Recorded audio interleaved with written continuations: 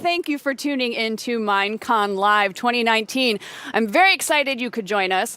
I'm Jessica Chobot, your pre- and post-show host, and we are hanging out backstage at MINECON Live. Now, this annual update on all things Minecraft is an absolute highlight for me, and I can promise you we are all in for an exciting event. I'm super stoked to be here. As you can hear, everybody else is super stoked to be here. I listen to Minecraft daily, the soundtrack. I have my own builds that I work on, and I create a ton of stuff with my son, who then promptly makes me destroy it, some of which you can see here. I'm very proud of this. This is my Wonder Woman invisible jet from the JLA comics and the cartoon, so I'm super stoked about that. I actually put her inside.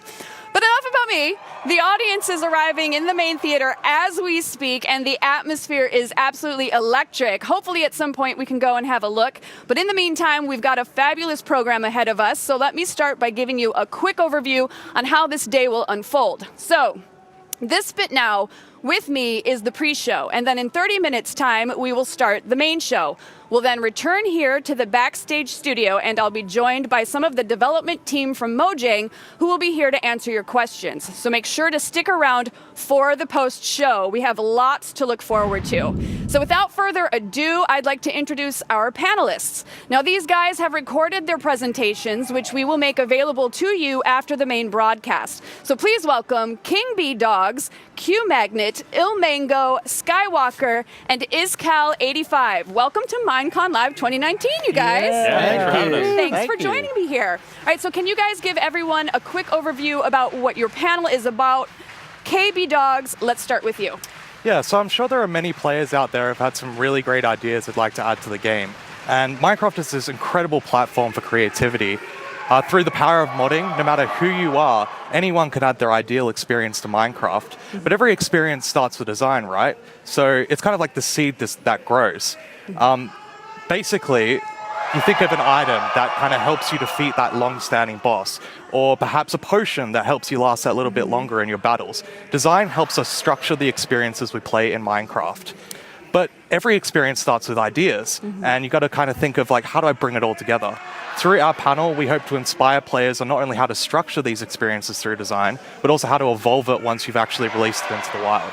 Got it. So would you say that your panel is a way of taking those ideas and learning how to utilize them in the game? Yeah, absolutely. So we want to kind of go through the process of how you actually design these experiences and then implement them into the game, basically. Very cool. All right, so moving on, Cube Magnet, pitch me on your panel. So our panel is about something called Diversity 3. It's the third game in a series that I've been working on for a number of years, and it's all built inside Minecraft. So it's got, basically what Diversity is it's like 10 games inside one game that's all built inside Minecraft. It's like total gameception. So we've got a mystery space adventure. We've got a mob arena where you fight mobs. We've got a puzzle section where you can use your brain instead of your brawn if you want. We've even got a trivia section where if you get an answer wrong, you have to do a funny little mini game to get out of the punishment. So we had a lot of fun doing that. And the panel is sort of like our experience of building that. We start on a world that has nothing in it, just air. And we build this thing. And so there's different techniques that our team used to build it. And it's totally free. So you can download this game, this Diversity 3. You can install it on your own computer. You can play it solo, or you can upload a server and play with friends. It's really fun with friends. Oh, very cool. So kind of like a lot of, I guess, for lack of a better phrase, mini games, but all in one common main area. Yeah. It's really fun because you get a lot of choice to do. You might not like this one thing, but maybe you like this other thing, and just kind of caters to a lot of aspects of Minecraft gameplay. Very awesome. All right, so Il Mango, let's go with you. Pitch me on your panel. So I'm part of the Cycraft server, and what we're trying to do is to push the vanilla survival game to the limits. So the server is all about redstone and building farms, for example, and we work together on that as a team. The title of our panel is How Automation Can Enrich Your Game Experience, and there's basically two main points. The first one is, with automation, you can get around a lot of the grindy, repetitive work, for example, for resource gathering. And the second one is actually, there's just a lot of fun. It's what the sandbox game is about, creating something larger out of the basic components we were given. And our panel will also show and talk about some of the highlight projects of our server that we did in the last 5 years. Examples include an enderpearl cannon that can shoot you over thousands of blocks in seconds. We got a mining machine and a flying machine that can remove bedrock. So Would you say you focus mostly on mechs, if not exclusively? Yeah, mostly. We also try to decorate the area around it, but we're not really experts on that. We're mostly trying to make good farms. What's the most difficult mech that you've ever built? I would say the mining machine, we call it a quarry. About 80 hours to design it. Oh, dang. Yeah. That's a lot. Okay, very well done. Did you want to elaborate? It looked like I cut you off. Did you? Oh yeah. So it's really complex. Everything has to be right. Giant machine, and yeah, this was the most complex thing I ever made. Very cool. All right, Skywalker, tell me about your panel. All right, so our panel is pretty much made up of all of the, I kind of call them the marketplace all-stars. So all of our panel is made up of Minecraft marketplace partners, and so we create content for the Bedrock edition of Minecraft. So that's Switch, Xbox, Windows 10 edition, iPhone, Android, all of that. And so our panel pretty much breaks down almost like kind of like the crafting recipes that go into making a piece of content. So we break it down through entities, mechanics, textures, and then end up with builds. And we kind of show you how we create stuff and also some of the secrets that go like kind of behind the scenes, like workaround stuff that we do, and show people to kind of inspire them and show them how they can approach creating like workarounds and tricks. So kind of teaching everybody on how to be a creator. Yeah, pretty much. Yeah, and we even have some good tips for people who are aspiring to become creators. We're all fortunate that Minecraft has created this incredible opportunity for us where we can. This is our full-time job. This is our careers, creating games in Minecraft, and so it's pretty awesome when I can go and talk to kids and they're like, "So what do you do for a living?" I'm like, "I play Minecraft for a living." They're like, "That's amazing." And so, do all the kids think you're like the coolest person in the room? Yeah, it's pretty awesome. Like I'll go in somewhere with my wife and she'll be like, "Hey, what does your husband do?" And she's like, "Well, kids, if you ask him, why don't you go ask him?" They come up to me, they're like, "What do you do for a living?" Like, "I make Minecraft games." Like, "That's so awesome." And then I show them stuff and they love it. So. That's awesome. You're their hero. Fantastic. Well, last but not least, Iscal85. Tell me about your panel. So we're here with the Hermitcraft group, which is a multiplayer SMP server, and we've been playing together, I think, trying to get this right, for 7.5 years now. Oh, wow. Yeah, it's quite ridiculous. But we are here to talk about our multiplayer experience because personally, I mean, I love Minecraft. I've been playing ever since it came out, and probably, play too much Minecraft if that is a possibility.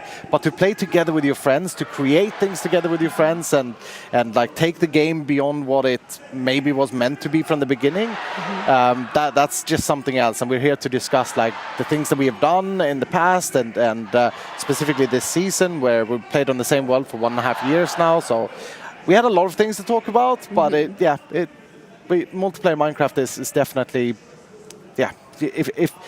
If people get the opportunity to play multiplayer Minecraft, they need to take it. Play with your friends. Basically. So I was going to say, do you think you focus more on? Do you enjoy Minecraft because you enjoy Minecraft, or because it's one more opportunity to hang out with your friends? That's a great point. I think it's both. It's both. Like it's such a social thing, and I hope that people understand this. We play Minecraft, but we're also hanging out with our friends like that. Yeah. It's a very social thing. Well, and that seems to be the common denominator talking to everybody here, is that it's really about the community and friendship, and then all the additional stuff about Minecraft is just icing on the cake. Yes, would you say? Absolutely, yeah. Very cool. Well, thank you guys so much for joining us. As a final reminder, all of these amazing panels will be available on Minecraft.net over the weekend, so make sure you go and have a look.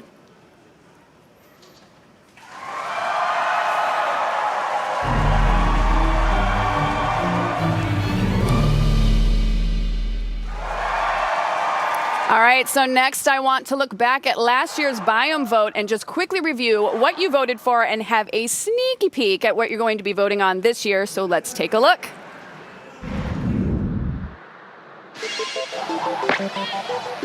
Whoa, that tumbleweed almost hit me. Well, they don't call it the Badlands because of their good manners. Ooh, this new cactus is fancy. Ouch! What's that spooky vulture doing? Vultures are drawn to loot left behind by unlucky explorers. Not the loot! Is that a boat? Yes, this boat has a chest built in for all the cool things you find at sea. And look, it's our new friend, the frog. Ew! Actually, we're not that close. Here's a mangrove, a tree that thrives in the swamp. We should get out of here. That frog is looking at me funny.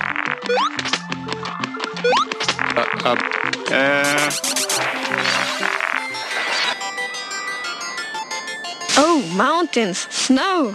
Watch your step. The snow is snowier than before. A goat. He reminds me of you a little bit. Mountains are getting an upgrade. Jagged cliffs, snow-capped peaks, dramatic views. The goat is getting away. Let's go.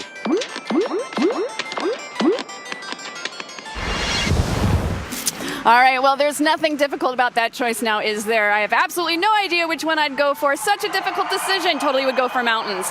When the voting happens, please be prepared, as you will need to have a Twitter account so that you can go to the Minecraft Twitter page where there will be a pinned poll at the top. So may the best biome win!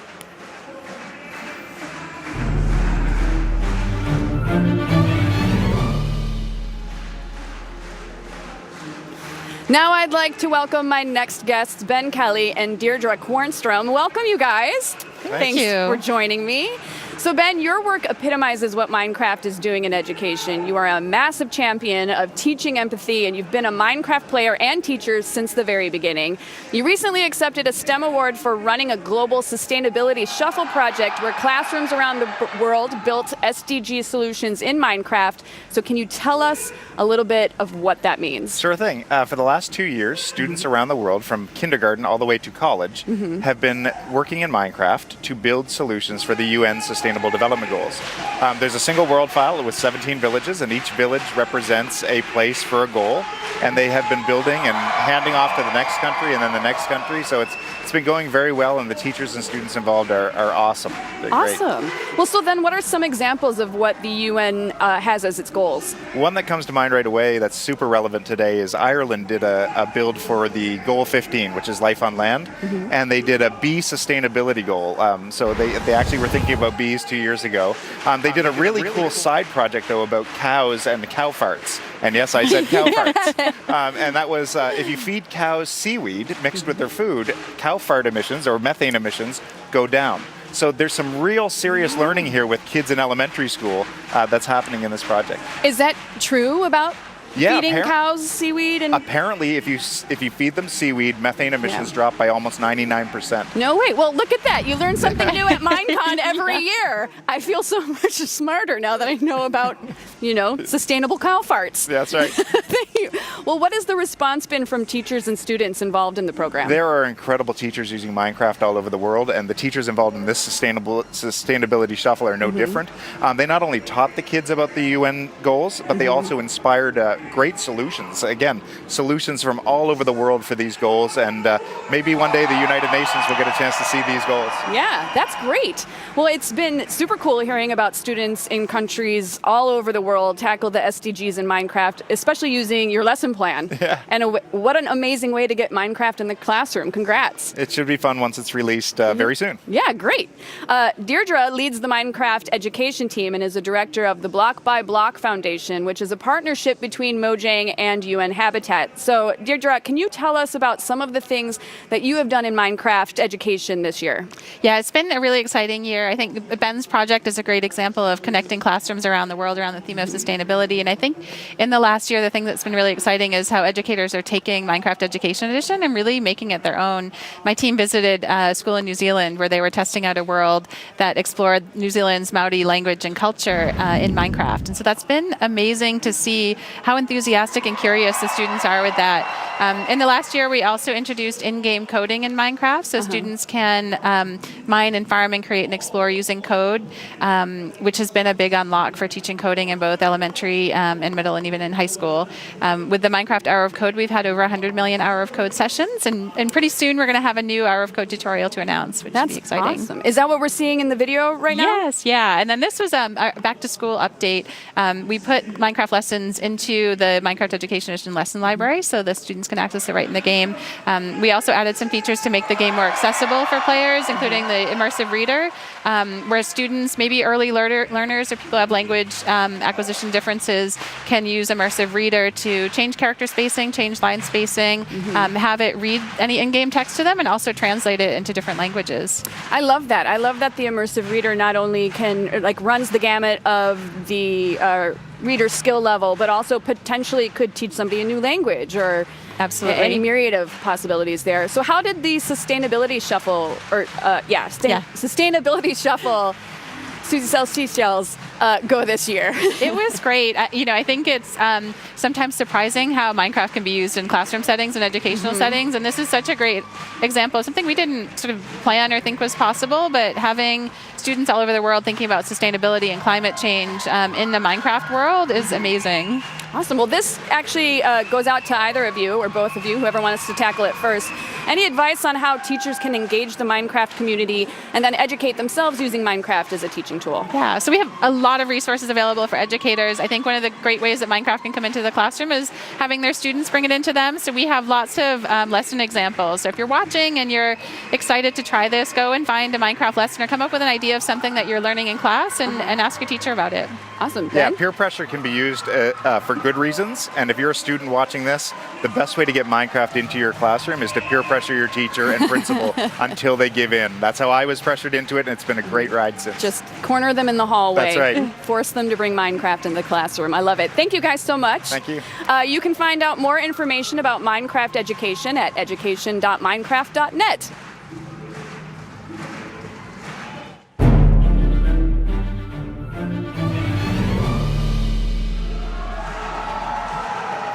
So celebrating Minecraft's 10 years, Mojang has teamed up with the Museum of Pop Culture, Mopop, to create the first ever interactive Minecraft exhibit. Get hands-on at Minecraft the Exhibition, featuring life-size Minecraft creatures, scenics, and interactive experiences. It opens October 19th, and tickets are on sale right now. And let's now just take a moment to reflect a bit more on all of the things that have happened in the world of Minecraft over the last year. Have a look at this.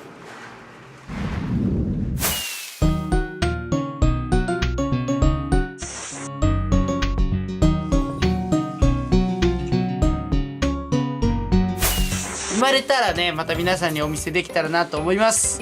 かわいい。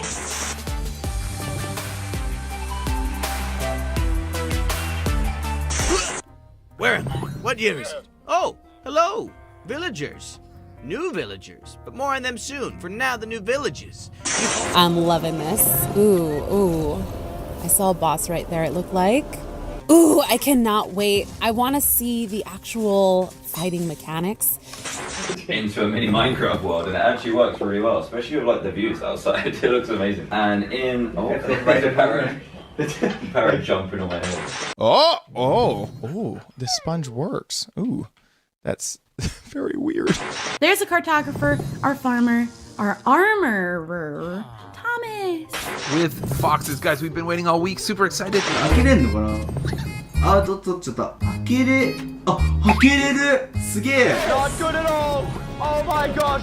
Attack! Shoot the arrows! Go! Holy moly! There are arrows flying everywhere! That encompasses a large majority of Minecraft's last 10 years worth of accomplishments, but it's also a highly connected adventure map. Yeah, now you're looking like a real sheriff. I'm kind of curious if 4J build the maps with like default texture. That's so cute. How are your claws now? They're nice and sharp? Why are you sharpening your claws, by the way? Oh, dude, so cool. Woo, that is cool. Okay, I like this too. So, oh, yes, you can play multiplayer, go up. Okay. And then you can start constructing things that other players are then able to see. So I can see through the build. I guess you're gonna stay right there. And you, I guess, can we also put you there? Who is he? Come here, friend. Let me be your friend. You are a mason. Oh Jesus, there's a lot in here. Oh really? Yeah. Should we just get out? I think kill them and then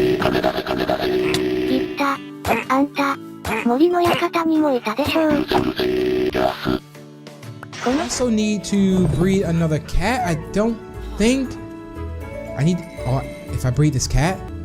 Yeah!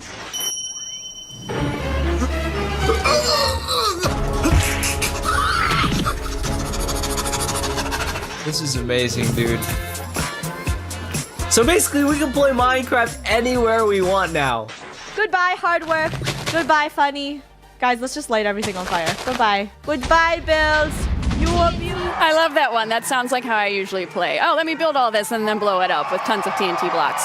What an amazing year it has been. So many fabulous things to look back on and celebrate. And to tell us more about some of their main highlights, I'd now like to welcome Megan and Liam. Welcome to both of you. Thanks for joining me here. Thank you for having us. Oh, of course. Now, I know you guys are going to be part of the show. Do you know anything about it that you can tell us? Oh, you're just going to have to wait and see, but we have some good surprises in store. Oh, good. It's well, good. I can handle with that. I can sit with that. That's great. It's been, that being said, it's been an incredible year. Megan, what has been your favorite highlight over the past year? My favorite highlight? Well, I like building, so the scaffolding has been incredible, right? Oh, yeah. I love the scaffolding. It's so fun, and the popcorn effect. I don't know, it's like ASMR. I got that. Every time you cut it down, Put it I'm down like, and it all just slowly falls down. It's like, Except when I do it underneath me and then I fall to my death. That's the worst. Mhm. Oh. I do that often. It's just, when do I learn? I don't think it happens. Liam, what about you? What's been your favorite thing this last year? The updates have been really, really good. Villagers and pillagers, that kind of stuff, but I've still enjoyed my roots of caving. I like the adventure aspect of it too, exploring new areas. There's new chests and villages too, a bunch of new loot. I just like the feel of adventuring. How do you guys like to play Minecraft? Do you creative, survival, friends? What's your preferred Survival, method? SMPs. You have one, your mom, but I thought he was your friend.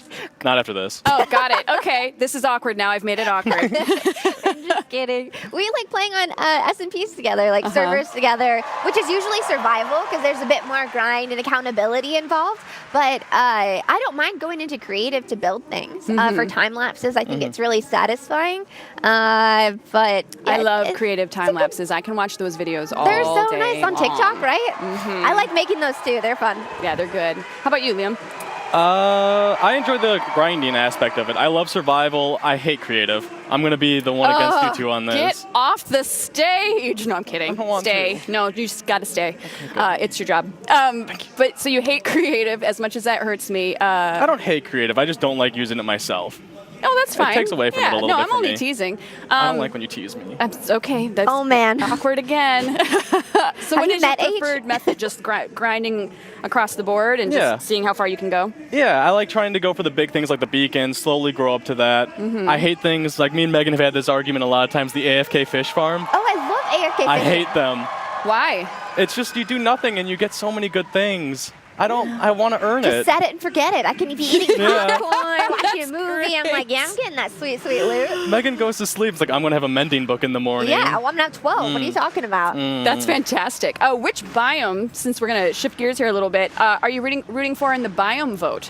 Swamp. Yeah. I have fallen into the place of Swamp Queen in Kingdom Craft. So even though I haven't posted my first episode, I have a lot of pride in the swamp. Nice. Which biome are you looking for? Mountains. I want the billy goats. Yeah, me too. Well, I've got a build currently that could use an upgrade with the mountains, and that would be fantastic. And the billy goats. And the billy goats. Of course. And the billy goats as well. In your opinion, what do you think has helped Minecraft stay relevant over the course of 10 years? And not only relevant, but also kind of kicked it up a notch, because this year it got really popular again. The thing is, Minecraft is just a good game from the start to finish, and the updates over the years have only made it better. I think a lot of people have taken a bit of a break, and they have something so amazing to come back to. We have people like PewDiePie who's playing, Jacksepticeye, and then Cupquake has made her return to Minecraft after like years of not playing, and there's so much content. You can seriously play it forever and not get bored. Yeah, it's definitely the updates. There's so many new things every year you look forward to. The snapshots giving you new playability whenever you need it. Not necessarily the game isn't perfect yet, but you could go on there, see what's new, test it out, and then go back to your normal world. I also think nostalgia was a big thing too. Yeah, nostalgia. I'm glad you mentioned that, because I was going to say, as wonderful as the updates are, I do think that the baseline being what it is, and it hasn't really changed too terribly much, you're able to kind of put it down when you need to and come back to it and still pick up and go. Like there's not that relearning curve. I mean, maybe a little bit, but only for a hot second in order to remember what your button layout is, and then you're just right back in the mix. Absolutely. And also them adding like to the new consoles and that kind of stuff, making it different in every single console, cross-platform. Yeah, has really updated it too and made it more accessible. Yeah, I heartily agree. Well, shifting over to the new stuff that's coming up, what are your thoughts on Minecraft Earth? You've actually been playing it. Yeah, I played it at E3 and then recently at the offices, and it's just, I'm a big Pokemon Go fan. I love when worlds collide, and AR is just so fantastic. I love going outside and being able to be surrounded by Minecraft, going mining, maybe doing some raiding with some friends. There's just so much fun stuff. I don't want to tell you too much because I think a little bit of it should be like a surprise. Oh, totally. Yeah, I'm looking forward to that. Really quick, I got 30 seconds. Give me an answer. Minecraft Earth. I'm excited for it. Haven't tried it. Dungeons, I'm very, very excited for it. Dungeons is the game that I'm looking forward to the most. I want it to be so good. It looks beautiful. I want it. It is good. Fantastic. Well, judging by the noise that we were hearing earlier, things are really starting to warm up behind me. Shall we go and take a peek at the main stage? Yeah, what's up, guys? All right. There they are! MineCon Live 2019 studio audience. Hi, guys!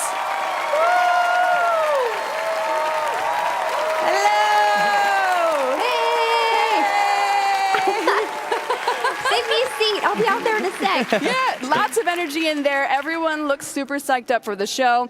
Now, bringing it back to you guys, what do you personally hope that they are going to tell us about this year? Not asking you to give away secrets, just what you want to see.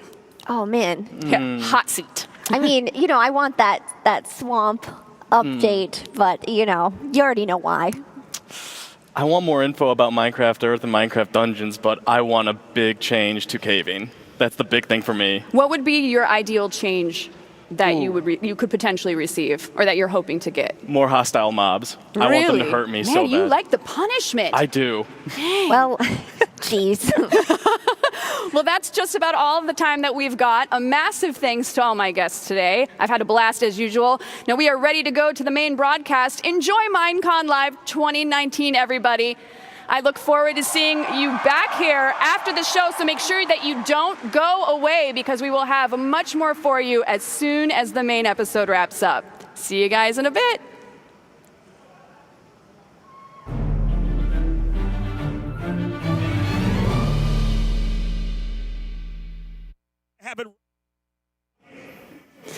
All right, so now that we've got some downtime, what are you really hoping to see in the cave update? Hostile mobs. That's 100%. it? Just hostile mobs? Well, more than that, but I mainly want it to be the hostile mobs. Like, I want it to be more dangerous. I want to not just be able to get the diamond armor early on and then just survive. I want there to be something that, this is kind of a hope, that they steal armor, and you have to, like, chase them down and have to take it back from them. That'd be kind of cool. Right? Stealing items. Yeah. Oh, I mean, okay, yeah, that'd be kind of a cool ad. It just sounds so difficult already. I know. It's like, what about like, I guess different types of, I mean, I know we have the swamp biome update, but what other kind of updates would you want to have happen in any random biome?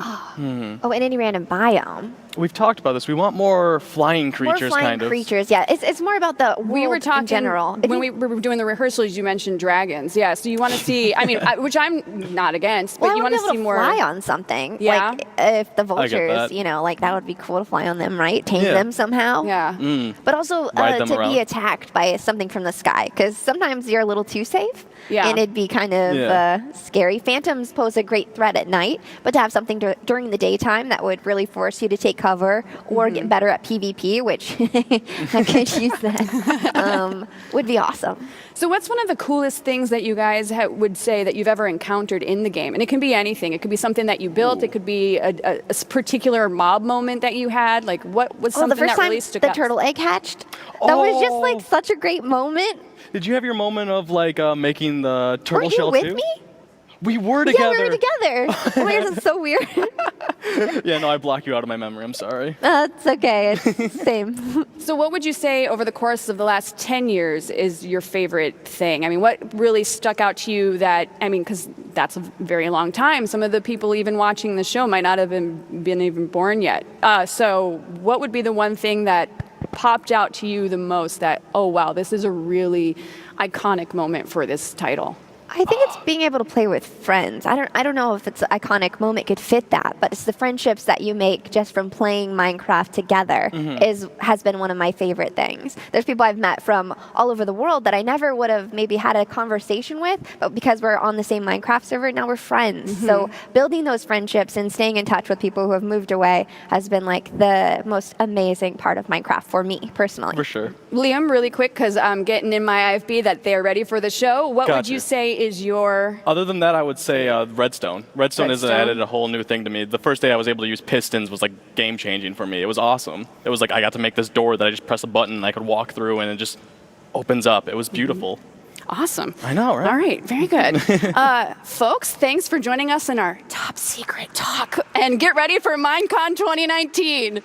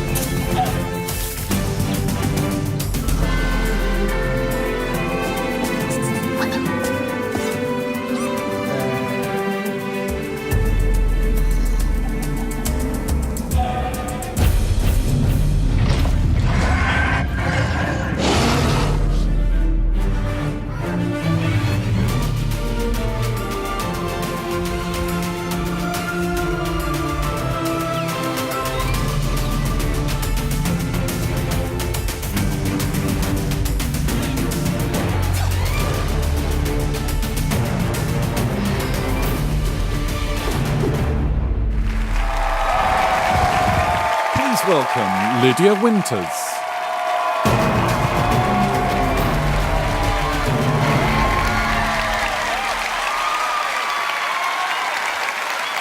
Hello and welcome to MineCon Live 2019. I'm your host, Lydia Winters, and today we have a great show for you. It's been a really exciting year. In May, we celebrated 10 years of Minecraft. That means the game is older than some of you watching right now. This game has changed the lives of so many people watching, and I can definitely say that it has completely changed mine. Today we'll look back at where we've been, where we are now, and we'll look into the future of all things Minecraft.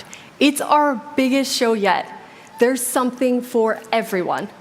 Helping me out this year, we have 4 amazing co-hosts who are backstage getting ready right now. See you all soon.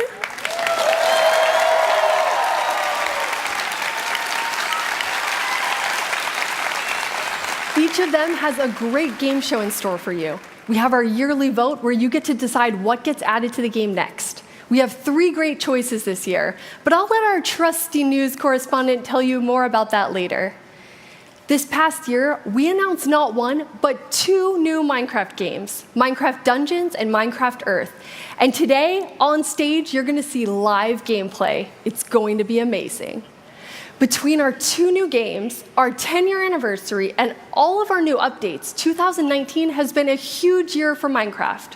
We actually have too much news to wait until the end of the show. So this year, we're gonna start right now with the first of 4 Minecraft update segments. Let's get started with something people have been buzzing about.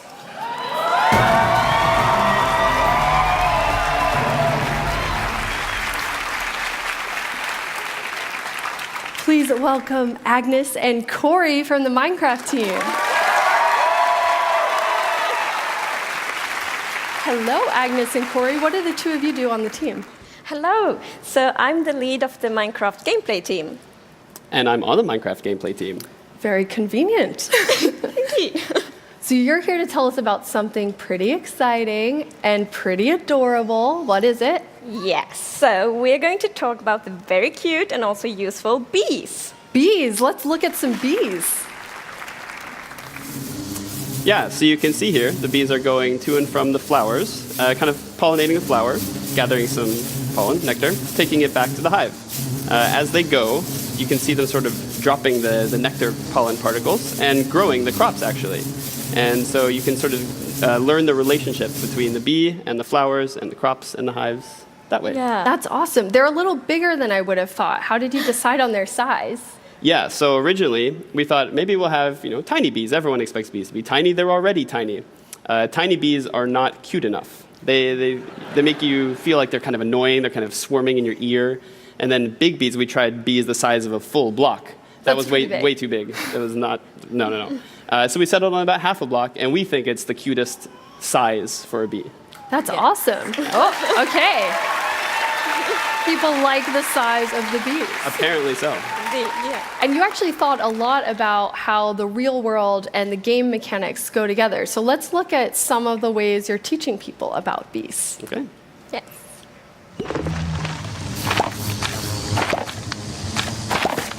So you can see here, the campfire is being placed underneath the nests in order to gather the honey and honeycomb safely.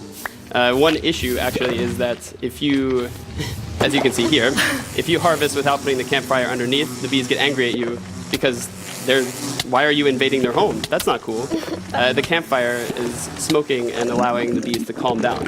I think it really nicely to detail is when they stung you, they actually lose their stinger and eventually die, which of course is very sad, but that's also how it works in real life, actually. So. Okay, and you're really excited because people can learn more about bees through Minecraft, and that's something pretty important to the two of you.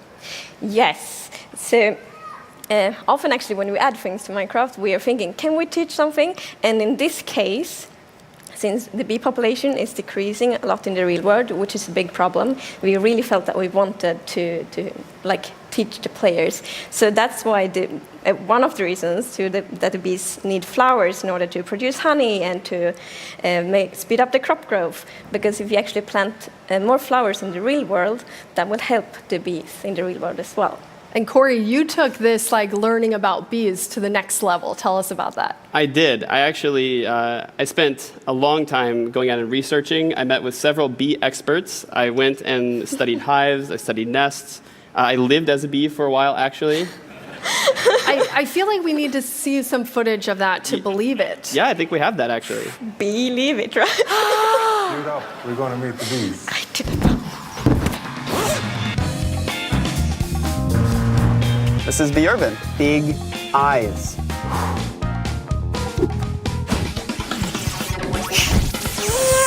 Okay, Corey, it's a wrap for today. All right, Leif, it was good to be here.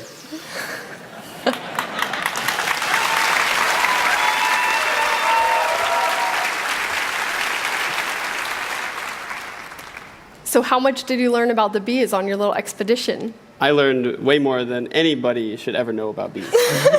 Except maybe the bee expert? Except maybe the bee experts. But there are so many fascinating bee facts out there that I learned. And I mean, both Leif and Josefina, the people I met, were incredibly amazing, wonderful people, taught me everything. And so I actually used a lot of that knowledge to work on bees in Minecraft. That's really cool. And that's going to become a YouTube video that's a bit of a documentary about the process of bees. So you'll be able to watch that in a few weeks. I think next week. Next week? Yeah. Oh, perfect. Cool. Yeah. But there's one thing no one has seen in any snapshots related to the bees. And we're going to premiere it here at MineCon. So what is it? Yes, so we're actually adding a new block, and that's the honey block. Let's see the honey block. Mm-hmm. So it's very sticky, and as you can see, you can't really jump when you are on the honey block. And it's also sticky on the sides, so you fall down very slowly. Also, you can't really run on it. It keeps you going pretty slowly, so you can't go very fast. You can't really outrun anything.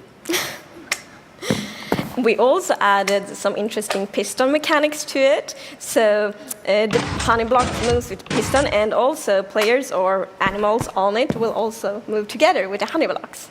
So how do you see players using this amazing new honey block? Yeah, I think it would be super cool if players use these moving honey blocks to create some kind of platform game map, and the players have to jump and they move around, and I think that could be really fun. Yeah, and I'm really looking forward to parkour maps. I really want to see players utilize the sliding mechanics up and down, but also the inability once you jump down, you can't jump back up. So normally if there's a 1 block difference, you can just go back and forth, but with the honey block, you'd be stuck. That's amazing.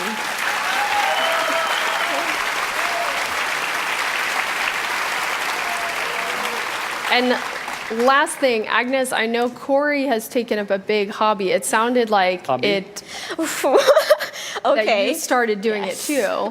But Corey, what is Corey's hobby? Yeah, I haven't officially started doing it, it just happened. But so, for months, every day, there is like at least 10, probably more like 100 bee puns every day at the office.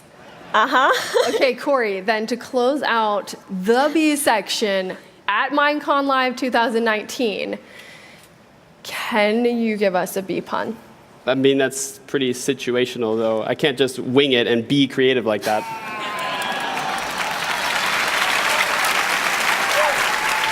There we have it.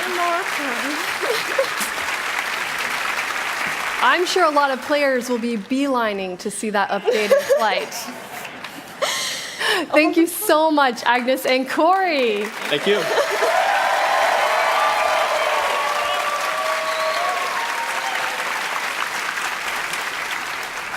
As I said earlier, this year we have 4 incredible co-hosts. They took their MineCon Live training to a whole new level.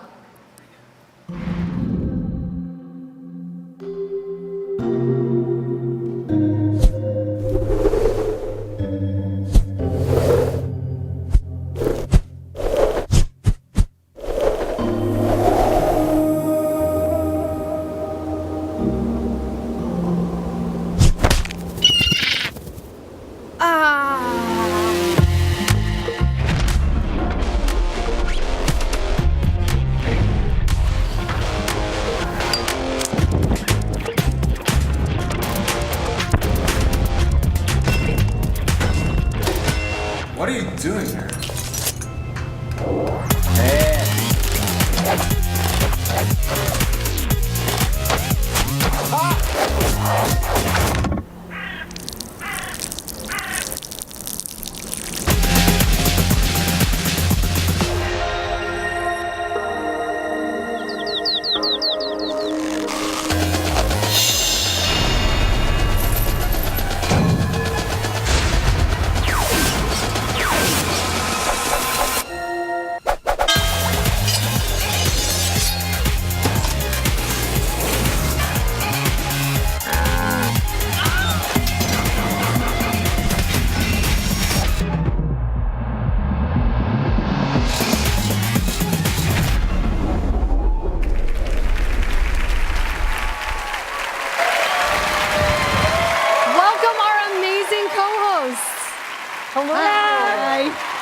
Each of our co-hosts worked with us to create an incredible game show. For the first time ever, we're going to have a Minecraft triathlon. Shelby, what is a Minecraft triathlon? Basically, it's a relay with all the games. Minecraft, Minecraft Earth, and Minecraft Dungeons. Scott, Maslow, and Marielle will be competing against our team Mojang. Who do you think will win? Us for sure. Obviously. We'll see. I'm a little biased, so maybe Mojang? I know that one of the games has been making the co-hosts a bit nervous. I think that's your game, Marielle. Yeah, that would be me. I'm guilty. But they shouldn't be too scared. There may be some crazy things coming along their way, but they should be fine. Yikes. Scott, you have some special guests in your segment. Yes, my show is called Mind Games, get it? And I've invited my good friends Strawberry17 and HBomb94, and they'll compete against Shelby and Marielle in a word game. That sounds awesome. And one of our games has been a pretty big secret, but maybe you could tell us something about it, Masuo, please? Well, it will be in Japanese. That is a first. We've never had an all-Japanese game. Anything else? But I can give you one hint. Buzz. Ooh, it sounds like it's going to be amazing.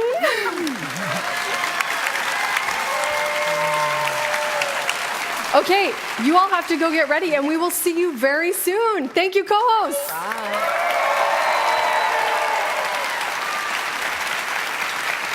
Minecraft is the game that keeps on giving with updates. Here's a look back at what's been added over the past 10 years. So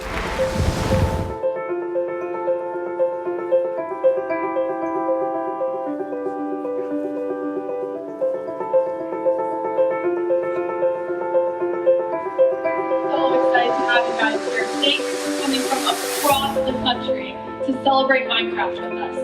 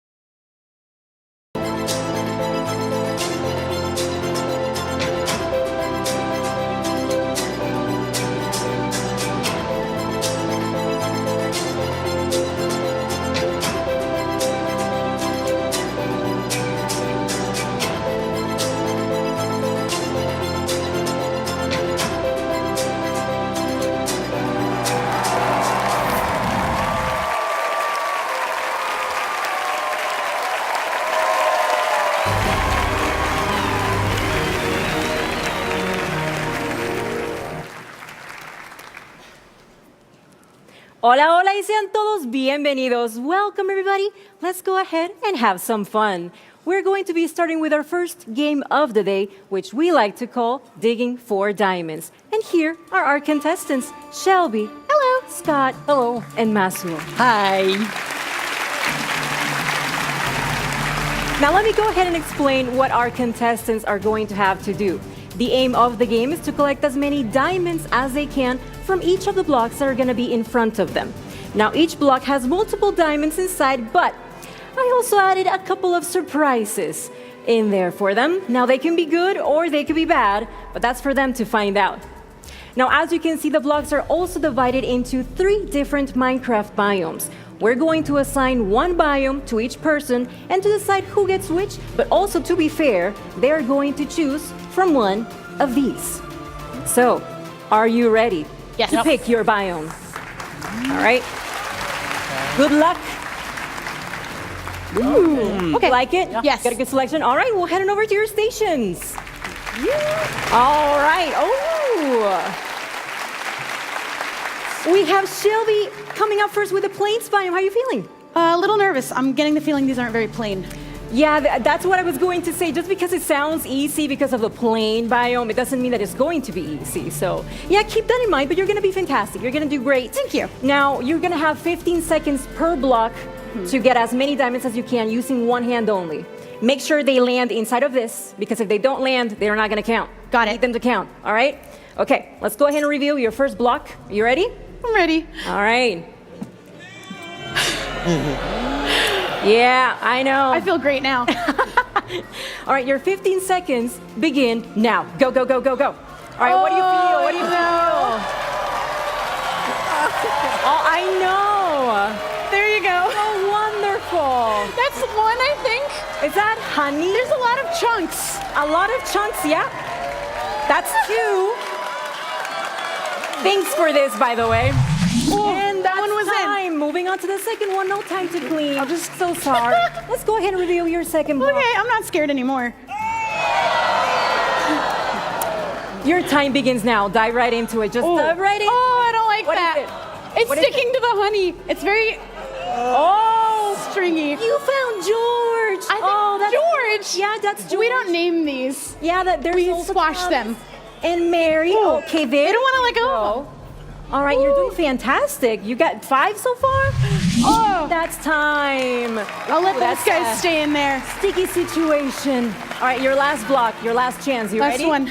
Let's go ahead and reveal what's inside. And your time begins now. Go, go, go, go, go. Oh my God. It's your birthday today, right? Happy birthday! Oh, there's some cake.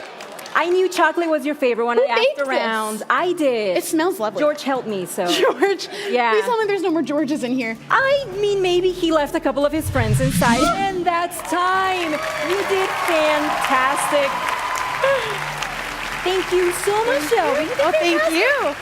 All right, we're gonna head on over to the snowy tundra with my friend Scott. How you doing? I was feeling quite chill, but Yeah. I don't know anymore.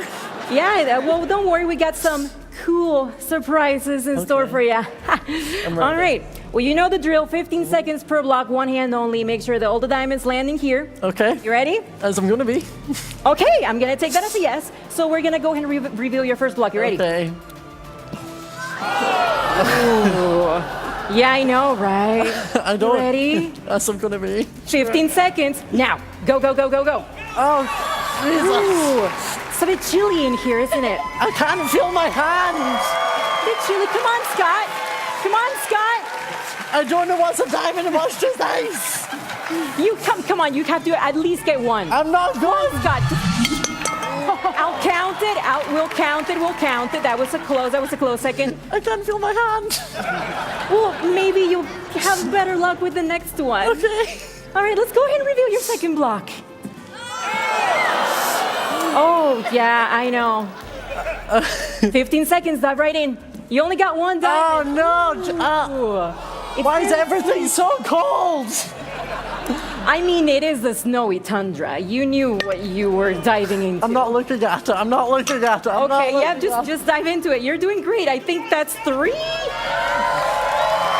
See, everybody's rooting for you. Come on. Oh, that's time. Last chance. Last chance. You're not doing so great, Scott. I can't feel my arms, so I'm doing as best as I can. This one should be a lot easier, okay? Okay. Promise. Let's go ahead and reveal what's inside. They don't think it's easier. It is, I promise. You're fine, you're fine. Okay. All right, 15 seconds. Go, go, go, go, go. See? It's so much easier. Is it? Look, it's just so snowy. I can't nice. feel anything. Just in time for the holidays, Scott. Oh, that's time. You look fantastic. Like a chicken. All right, we're gonna move on over to the swamps with our final contestant, Masu. How are you? I'm scared. You're scared? Yeah, but I'm excited. Yeah. I can just say, I can do it. Yes, you Yeah, can. I can That's do the it. attitude. Yeah. That is the attitude. All right, you know the drill. 15 seconds, each block, one hand only. Make sure the diamonds land inside, all right? All right. Okay, here we go. Let's go ahead and reveal your first block. Whoa, what's in the box? And go right in. Whoa! What do you want? What? You got one already. You're doing This? fantastic. Oh, yeah. Wait. I got it. Got it. Oh, my God. Where? I got it. Fantastic. Fine, okay, we're gonna move on. You're doing fantastic. Second block. What? Go. Whoa, What is it? What do you feel? Cold. Very cold? Oh, Yeah. chocolate. That looks like chocolate or Smells good. Oh, where? I cannot find it. Oh, you're doing so good. Yes. You're doing so good. Oh, my All right, okay. Yes. You're doing fantastic. Last block. Thank you. You need to seal it, all right? Yeah. Ready? We're gonna go ahead and reveal. What's in the box? And your time begins now. Go. Oh, money for that. This one doesn't count, Masu. Oh. Whoa. Whoa. Nope. Doesn't count. All right, come on. You got this. Sorry. Oh, and that's time. you. You did fantastic. Thank you very much. Follow me. Come right over here. Let's all come together. Yeah, make sure you grab your towel. Okay. You're going to need that. You can keep it. You can keep it. You're going to need it. All right, well, let's all come together. I just have to say, I'm very proud of you. You were all super brave, just diving into the blocks without knowing what was inside. So I just want to say that I'm really proud of you. And we're going to go ahead and tally your points to see who the winner is. But who do you think is going to win? Me. Really? You're all just going to vote for yourselves instead of voting for the other person? Really? Yeah. All right, well, I guess that's what's happening. But we have a winner, and I'm happy to announce that Masuo is Big round of applause for Masuo and Shelby and Scott. Thank you so much for participating. This has been Digging for Diamonds.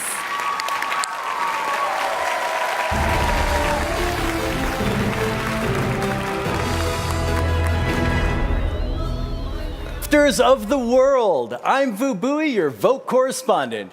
During today's show, all of you will vote on which Minecraft biome is updated first with some great new features. Last year, the mighty taiga biome won your vote over the savanna and the desert in a landslide victory, which was surprising since landslides themselves aren't very common in the taiga biome.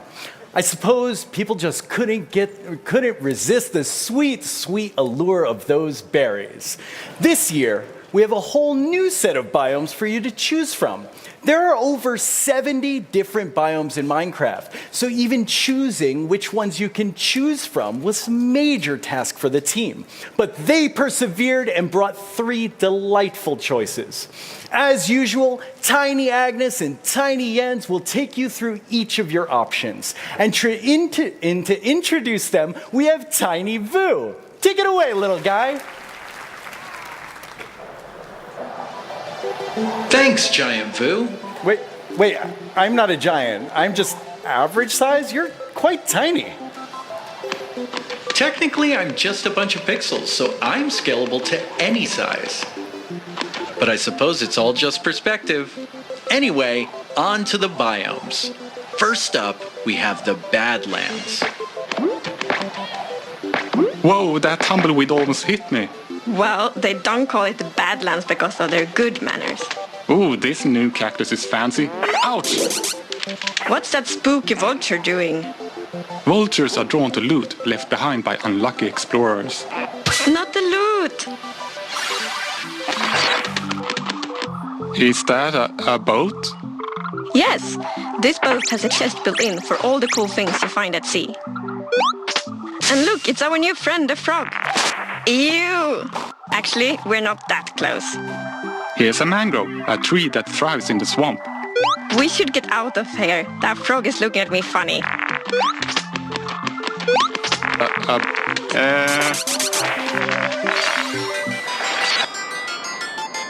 Oh, mountains, snow. Watch your step. The snow is snowier than before. A goat. He reminds me of you a little bit. Mountains are getting an upgrade. Jagged cliffs, snow-capped peaks, dramatic views. The goat is getting away. Let's go. Wow, all 3 biomes are amazing, but you have to choose, and whichever you do will go into the game. Back to you, Giant Vu. Seriously, I am not a giant. I just seem giant to you, just like you seem tiny to me. Although, who's to say who's giant and who's tiny? Maybe we're both just infinitely scalable. Anyway, last year, before the show started, I was sure I knew which biome would win. But I was wrong. This year, I have no idea. They're all just so great. So here's how to vote. First, make sure you have registered for a Twitter account and log on to Twitter. Later in the show, you'll need to go to the Minecraft Twitter account. When we post the voting poll, just click on the biome you want to win. There will be 2 rounds of voting, but don't worry, I'll let you know when each one begins. For now, let the debate begin between you and your friends and your family and your pets, so you can decide which is your favorite biome to be updated first with some fantastic new features. And now, let's head over to hear about scripting in Minecraft from Jason and Quinn.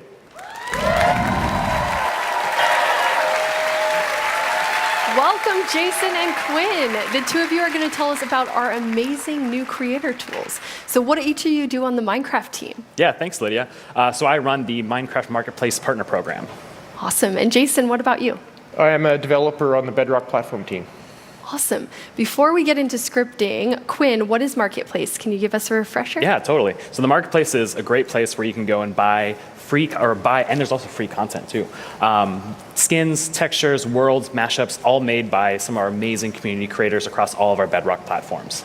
That's awesome. And today you're going to tell us about scripting. So Jason, what is scripting for everyone in the audience? Yeah, so scripting is a way for creators to add things to the game that the developers of the game didn't actually plan for.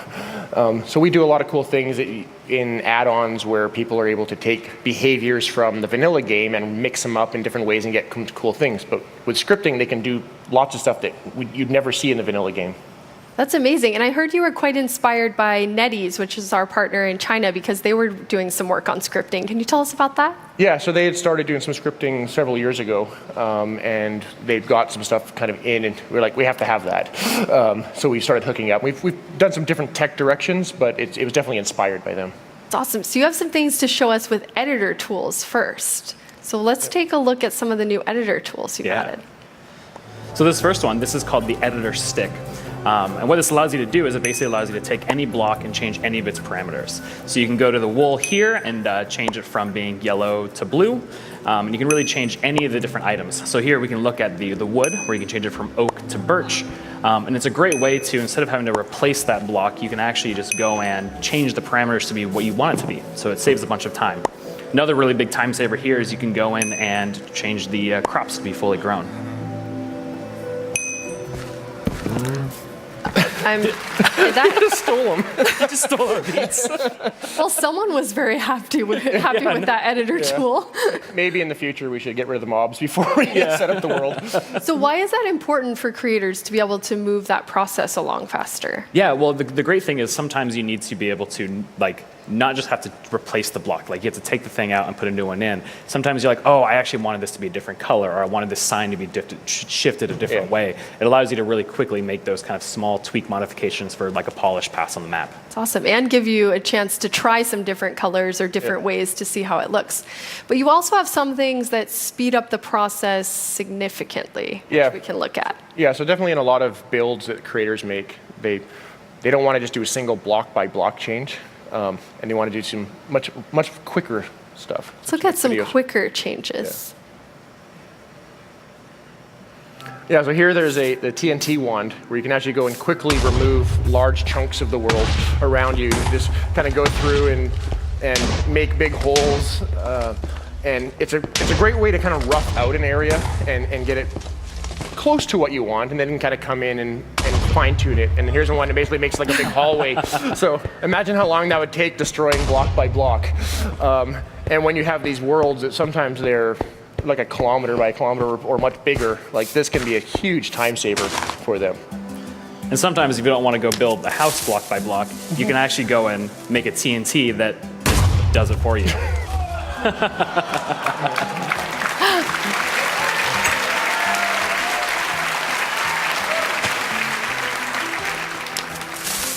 And here, this one's great too because it's Minecraft. Like this is a way to go and build your house in a very Minecrafty way. Instead of just replacing a thing where you place a block down and it automatically builds a house, it's a TNT block that explodes and makes it there for you. I really like this homey feel of this cabin. With that's a great cabin. It's way nicer than what I could build. Yeah, me too. It allows you, if you're scripting, then suddenly you could use those houses and put them everywhere for a build quite significantly quicker. You can make a whole town pop up just by placing a bunch of TNT and lighting it with the redstone or something. It's a really fun way. Those editor tools are awesome.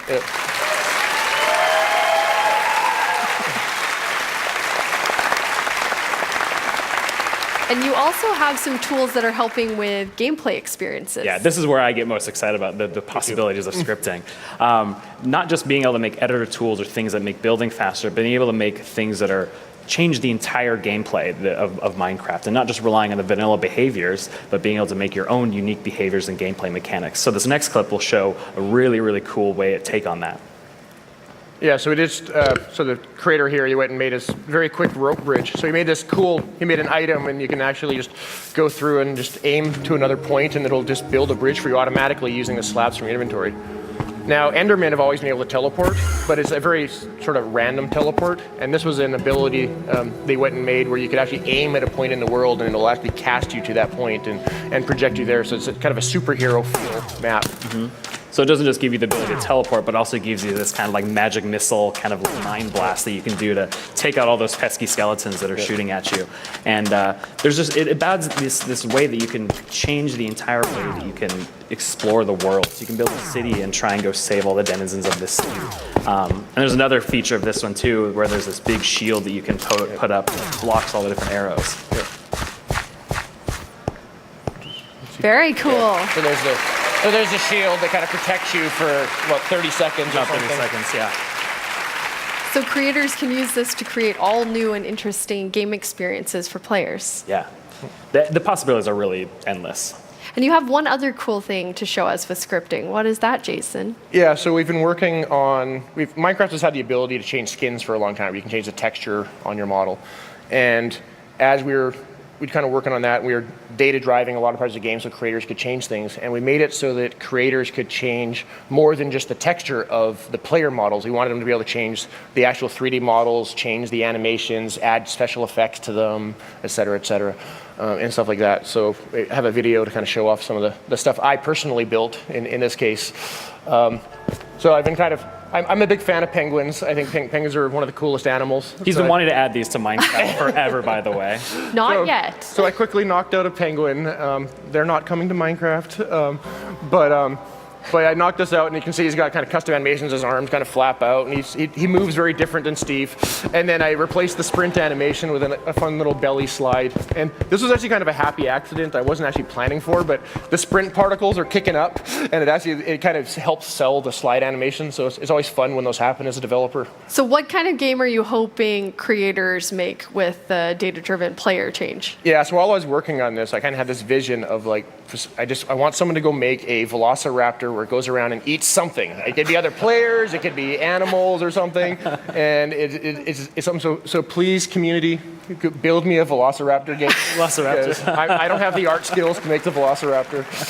Your penguin was pretty cute, though. Yeah, it was okay. Quinn, any games you would like to request? I just think like Velociraptor is cool, but I think a racing game where you could actually transform the player into a sweet car and have them be able to customize it and then have a bunch of animations of it like drifting around corners and stuff like that, I think that'd be super cool. And the cars are penguins. And the cars are all penguins. Or velociraptors. Why not both? Penguins riding velociraptors. So how can people experiment with scripting? So it's actually available right now. So you can go download the Bedrock Edition and start messing around with scripting. There's a bunch of tutorials on the wiki and across the web that you can basically look at and try and mess around with it yourself. That is amazing. Thank you so much, Quinn and Jason.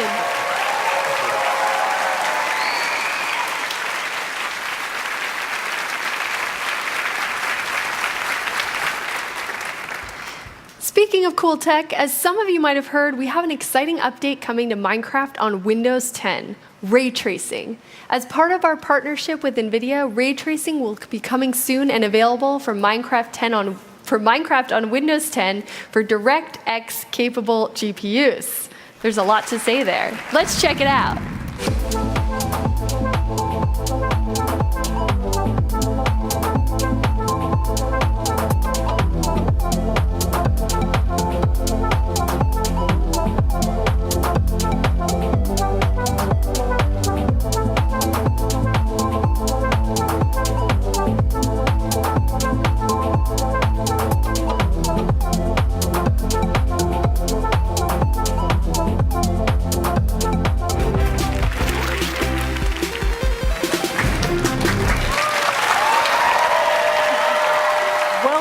Everyone, it's now time for what is going to be the most intellectual game of MineCon 2019.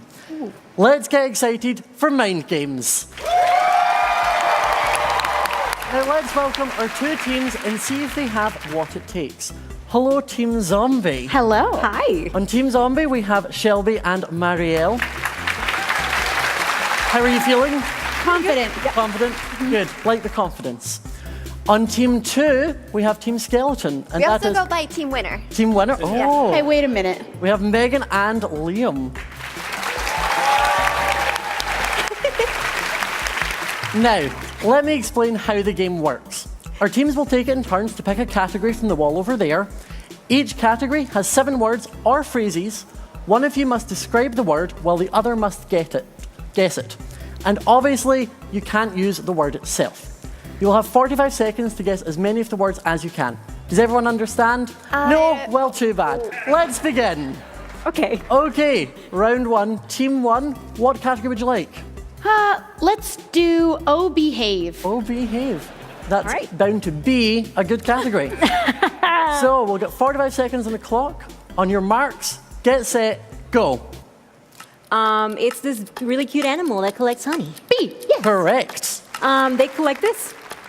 Those animals collect that, and they turn honey? it. Yes. That Correct. They go and stay in these places. Yes. Correct. They pick up the pollen from flowers. Yes. Perfect. I just said this word. Pollen? Yeah. Correct. Perfect. And they can hurt you with stinger. Yes. Correct. They have these to fly. Wings? Yes. Yes, very well done. Very well done. Team Zombie starting off strong, all 7. How does that make you feel? Very good. Yep. Feel good? Pretty Starting good, off pretty strong. good. So, Team Skeleton, you've seen how they're done. How do you feel? I mean, they don't really sound like zombies. They should be like, Oh, they should have to full character act? Yeah. Okay. So which category are you wanting? How do you feel about Sweet Pandemonium? I like that one. Okay, we're doing that. Pandemonium. Okay. So we'll get 45 seconds on the clock, and if you're ready, go. Black and white, animals. Panda. Yes. Correct. You eat this. Bamboo? Milk. Milk? Cow? Shelby. Bread? Cake? Shelby put her. Yes, cake. Correct. Pandas eat this. Bamboo? Yes. Correct. They do this. Not a cold, but they not cough. Hot? Oh, sneeze. Yes, perfect. Rare panda. Red panda. No. Other color. Yellow, black, Like a white, tree. A tree. Green panda? Yellow, gold panda? What? Bark. Brown panda? Yes. After 5. Nighttime? Evening? Number after 5. 6. Yes. Correct. Pandas have a lot of these. They're categorized. Fluffy? They're... And the last word was personalities. I wouldn't have got that one. Green panda. No, I don't know. You said rare. I'm thinking of toys. You did very, very well, though. You're not too far behind Team Zombie. Thanks. So, Team Zombie, you're 1 point ahead. Do you think you can keep your lead? I hope so. Okay, so what is going to be your second category? Can we do not on porpoise? Not on porpoise. Okay. So we will get 45 seconds on the clock, and we will begin now. Okay. Friendly sea creatures. Fish? No. The other ones that like jump at dolphins. Yes. Correct. These, if you kill them, they drop die. They're also squid. Yes. Perfect. They have green shell. Turtle. Yes. Sea turtle. Correct. This is a fancy fish that we like to eat. It's pink. Salmon. Yes. Correct. This one blows up. Pufferfish. Yes. Yep. You break these and you can eat them. They're green. They're kelp. Yes. Yep. This is a phrase of the animal that's in the water. The animal, I can't say the word. I said water. And that is the final category, so you have vetoed the full 7 points. That's okay. You've done very, very well, though. It's a tricky one. It was a harder one with a phrase. So, Team Skeleton, they messed up. It's our chance. Thank goodness. This is your chance. You can play for even. Now, are you ready? Yes. Just even. Okay. What category are you wanting? How about meow? How about meow? Very good one. So, we'll get the final 45 seconds on the clock. All right. We will begin now. They live in... cat. Villagers live in... Homes? Houses? Yes. Village? What's it called? Yes. Correct. Animals in the water. Fish. Perfect. Correct. Pandas are in this. Cocoa beans. Biome. Forest? No, jungle. Perfect. being Walking, quiet, kind of. sneaking. Perfect. Yes. Cats are this before they have a home. Stray? Yes. Kind of cat. Very popular cat. Tabby? Perfect. Animal that goes meow. Cat? Kitten? No, perfect. Opposite of in. Cat out? Cat in? Cat, yep. What, cat outside? Cat out! Sure! Oh, so No! I haven't even heard this phrase. What is cat it? out of the bag. Oh. Okay, that sounds better now that you It's said it a out very loud. well-known saying. Thank you very much. And we are done. Honestly, I haven't enjoyed myself this much in ages, but there can only be one team crowned the winners. If you'd like to come forward. Okay. Time for the physical challenge. The physical challenge? Just kidding. Okay. And the winners are Team 1! Team 2, it was a valiant effort. Thank you both for taking part. You both did amazingly. And you've been watching Mind Games.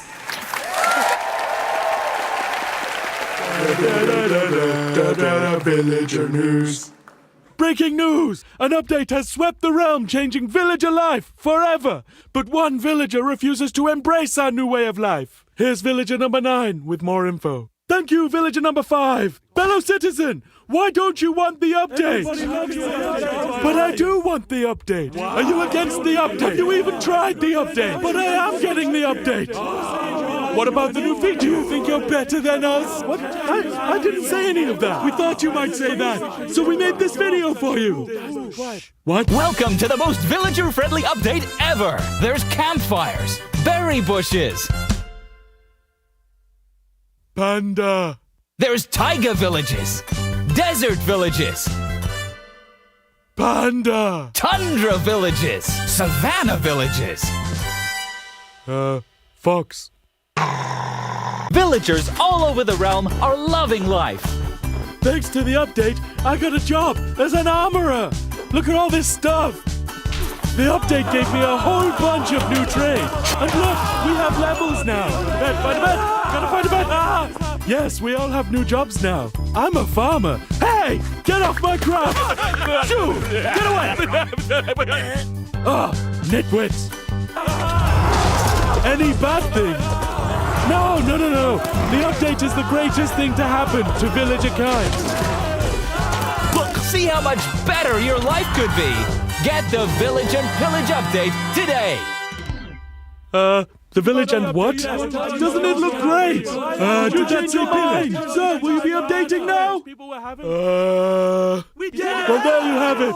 Another citizen satisfied with the update. Thank you, villager number 9. The Village and Pillage update is out now. Have you updated yet? Yes. No, not you. Them. Villager news.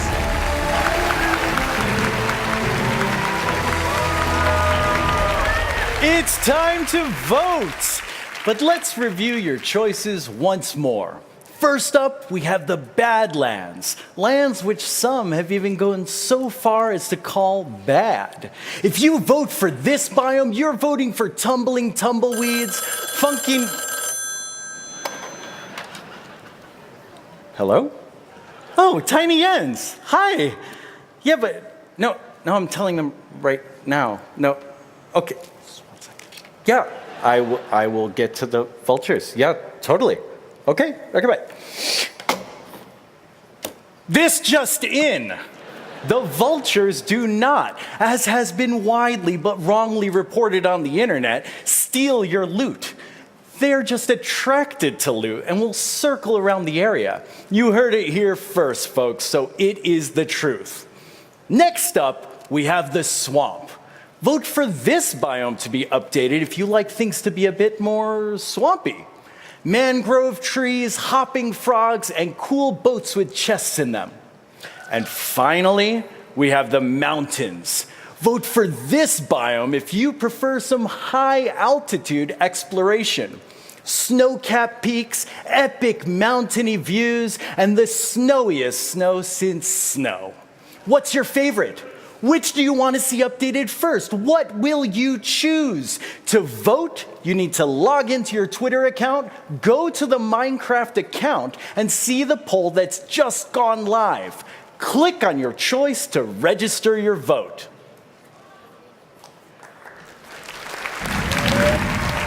Sometimes life requires thinking outside the blocks.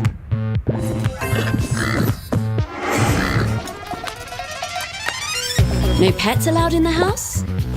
Fill the backyard with muddy pigs. Host the perfect pixel party. And craft some compact cuteness. Or build something a bit more heavy metal. Minecraft Earth is at your fingertips. And above your head. And right behind you. Just watch out for surprise chicken showers. Sometimes things don't quite go as planned. Luckily, Minecraft Earth lets you tell your own stories. You can even upscale an epic fish fail.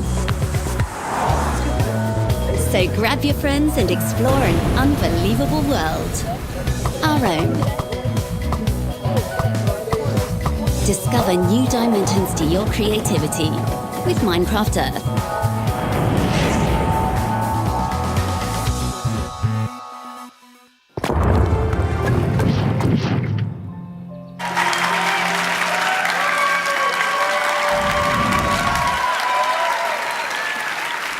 I'm back, and I'm with my friends Torvi and Jessica, and we're here to show you Minecraft Earth.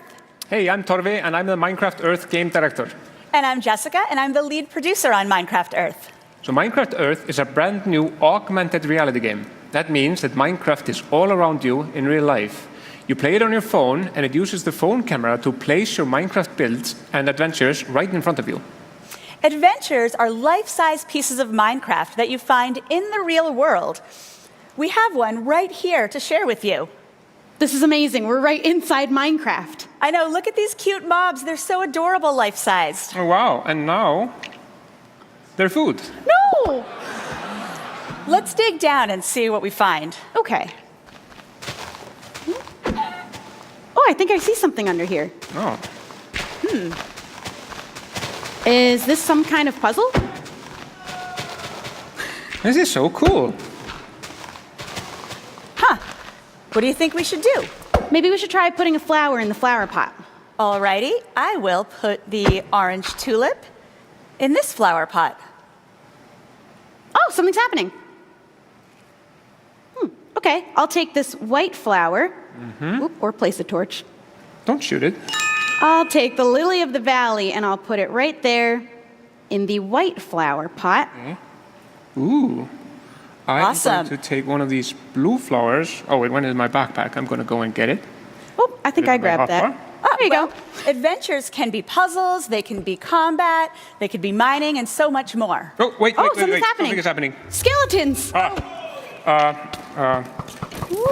Shoot them. Got them. I'm still getting shot at. Okay. Oh, that's good. Did we get them all? Great, Right. great. Oh no, no, zombies coming. Watch out, watch out. Oh no! Life-size zombies. Where did they come from? Okay. I hope there are no more mobs. Okay. Oh, I see gold. Oh, awesome. Oh, We should get it. Well, actually, in an adventure, everyone in the adventure shares in what you take out. Oh. Really? It's like some sort of utopian resource sharing system. Does that even work? In Minecraft Earth, it does. Alrighty. I think we got it all. Okay, what else is down there? Oh, something's happening. Wait, a door is opening. This flower adventure has only led to bad things. Look. More skeletons! Get out your bows! Get them, get them. Jessica, you have someone on you? Oh, man. Oh, man. Oh. Okay. Good. Okay. Oh! That's a cool looking chest. Yeah, let's break it open. All right, let me get my axe. What came out of it? There. I don't know. It fell on the floor. I'm gonna get it. What is it? Aha! It's a Moo Bloom. Oh, it's so cute. I want one. Oh, the Moo Bloom usually plants flowers when it walks on dirt and grass, but this one is going over there. Bye, Moo Bloom. This is amazing. How do I get this game? Well, Minecraft Earth is coming out in October. Yeah.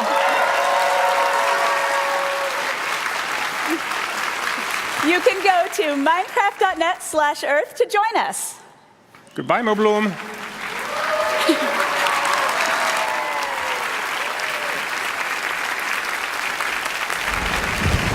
Please welcome Alina and Frederick, who are here to announce something awesome.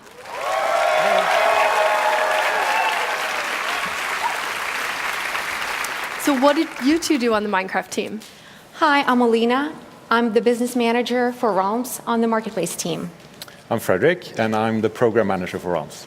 So you're going to announce something cool, but first, tell us about what Realms is.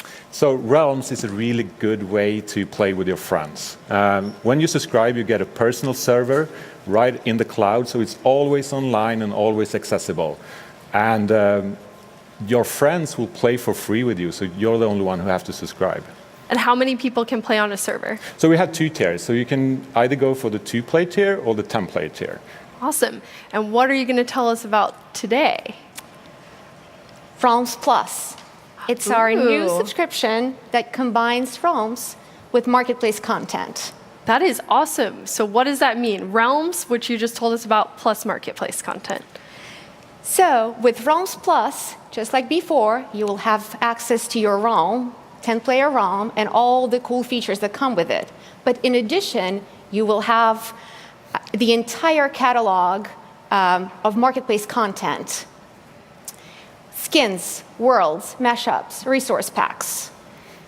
That is awesome. Frederick, how many pieces of content will be coming to the first version of Realms Plus? We will be launching with over 50 pieces of content. And then they'll be changing each month? Yeah, every month we will get new content on there. Yeah, so That it's is going to be really good. Amazing. Yeah. And Alina, your son has a realm. I think we have a photo of it. Of course.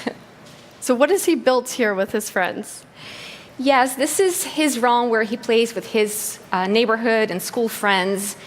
And it's really fun. And adults join too, their parents. It's a cool place to hang out.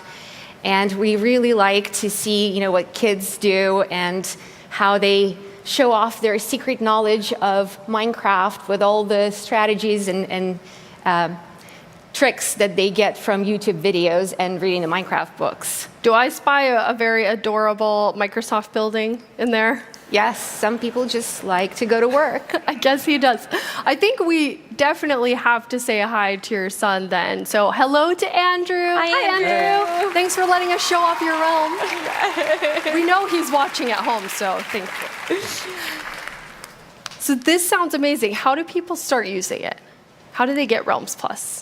So when we launch Realms Plus, and we will be launching soon, we will have a free trial for new players. So you get 30 days for free. If you're already a subscriber for the 10-player realm on Bedrock, we will upgrade you automatically for free. And the price won't change. It's going to stay $7.99. So how did you decide on that? Because that's really cool. You're adding all of this stuff to Absolutely. That was very important to us. We just wanted to give our players more options, more fun things to play with, and keep the price the same. It's very simple. One subscription, $7.99 with realms and content. And we will be adding more things every single month so that there will be something for everyone. That is amazing. Thank you, Alina and Frederick. Thank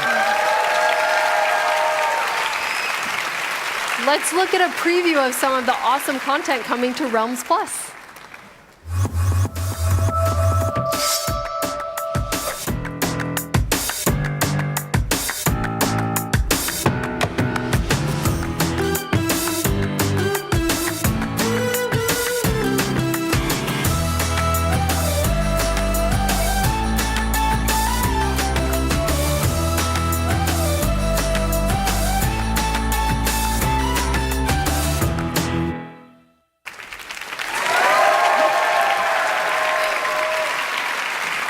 Now I'm joined by Sarah and Jared from the Character Creator team. Thanks for having us here. Thank you for having us. What do each of you do on the character creator team? I'm an art lead on the character creator team. And I'm a game designer on it. That is awesome. So today we're going to take a look at character creator, and we're just going to get right into it so you can tell us about it. Sounds good. Absolutely. So the character creator is fun because there's all sorts of different aspects of your character that you can change. Like you can change your skin tone and texture, your eyes, your mouth, your hair, and change the color of all of those different pieces, and then layer clothes on top of it. Yeah, it's something we came up with for Minecraft Earth, because just as we're putting Minecraft into the real world, we wanted a new way to let you put yourself into the game and really represent you. And so adding a bunch of more flexibility for you to build a character piece by piece. We're really inspired by skins. This kind of builds off the history of players building their own skins, but kind of letting you do that inside the game out of all these different parts. And one of the cool things here you can see is doing limb replacements. There are all sorts of different stuff that lets you represent whatever you look like in real life if that's what you want to do in the game. That's awesome. And all of those players get automatically. Yeah, all that stuff comes for everybody to start building their character automatically. That is really cool. And why was it? Thank you.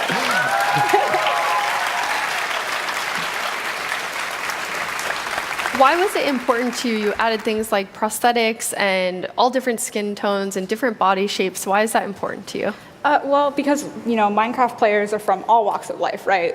Anybody, and it's always fun just to see a part of yourself in the game. So we wanted to make sure to try and include as many people as possible. Mm-hmm. That is awesome. And how many characters can you have? You can make up to 5 different characters, and you can save those in either game. They'll sync back and forth between Minecraft Earth and Minecraft.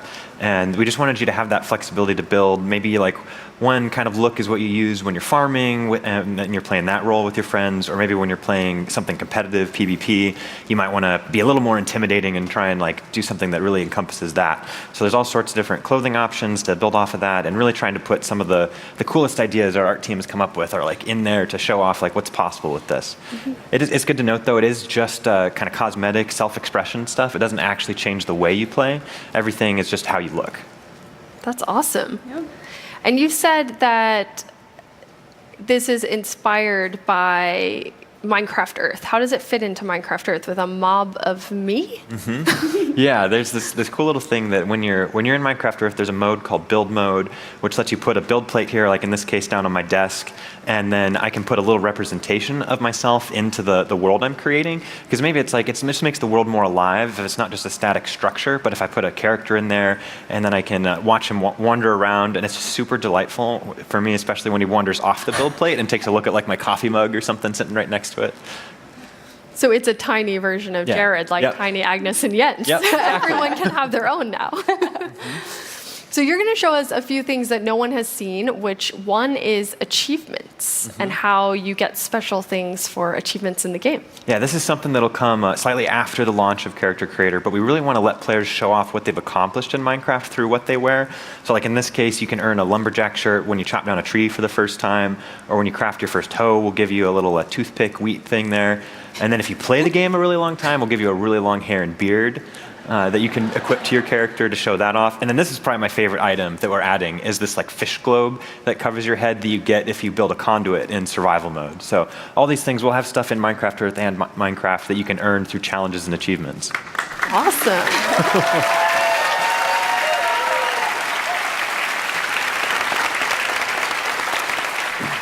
And the next thing we'll jump right into, because I know people will be very excited to hear about it. Yeah, for sure. So the sort of 2 things that are upcoming are capes are coming to the character creator.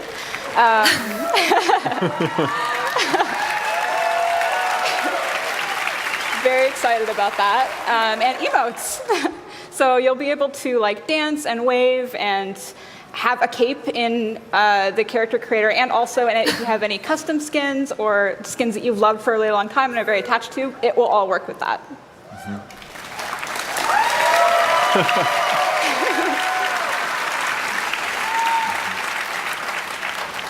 And how will people get these awesome capes? They can grab them right now in the marketplace for free.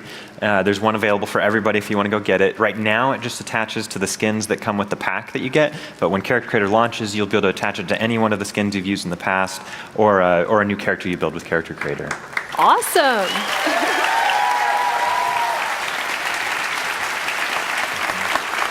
Thank you so much, Sarah and Jared. Character creator looks amazing. Yeah, thanks for having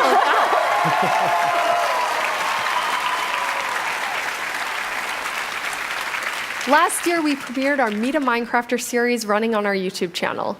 Each month, we feature a different Minecrafter and how they're uniquely using the game. Today, you'll meet a Minecrafter named James Delaney. My name's James Delaney, and I'm managing director of a company called Blockworks. I started playing Minecraft when I was about 11 or 12 years old, just a year after the game came out. A friend actually showed it to me, and at first I thought it was a kind of stupid thing, but after a few hours I really got into the creative mode of Minecraft. I started playing online on multiplayer servers with other people who really enjoyed the building aspect of the game. And then in 2012, I founded Blockworks, a team of people with me and three other friends that I'd met online.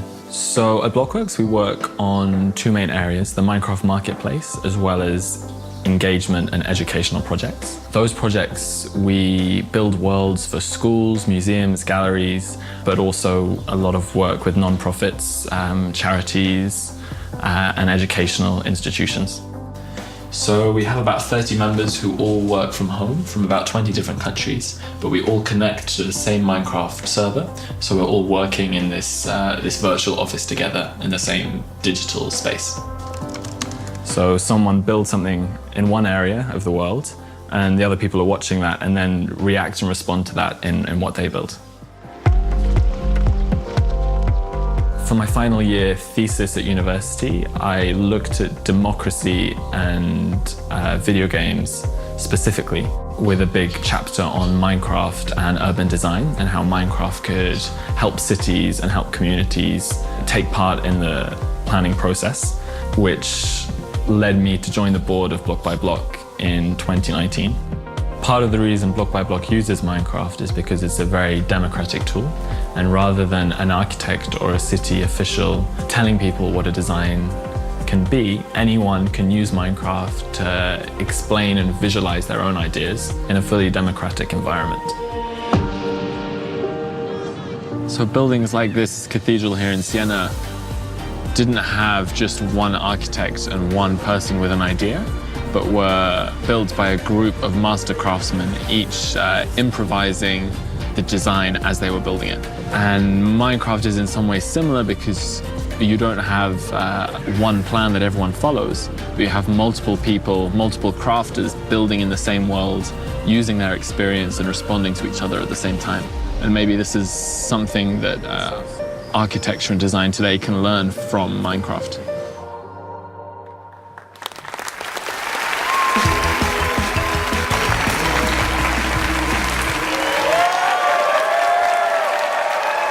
マスオです。ここからは私マスオが考えたゲームをみんなでやっていきたいと思います。皆さん、マインクラフトに8が追加されるのはご存知ですよね。今回はその8にちなんだゲームをやっていきたいと思います。その名も88ベンベン。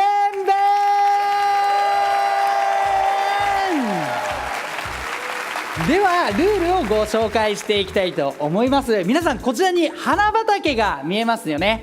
2人のプレイヤーには8になっていただいて、花粉をこの花畑から集めていただきたいと思います。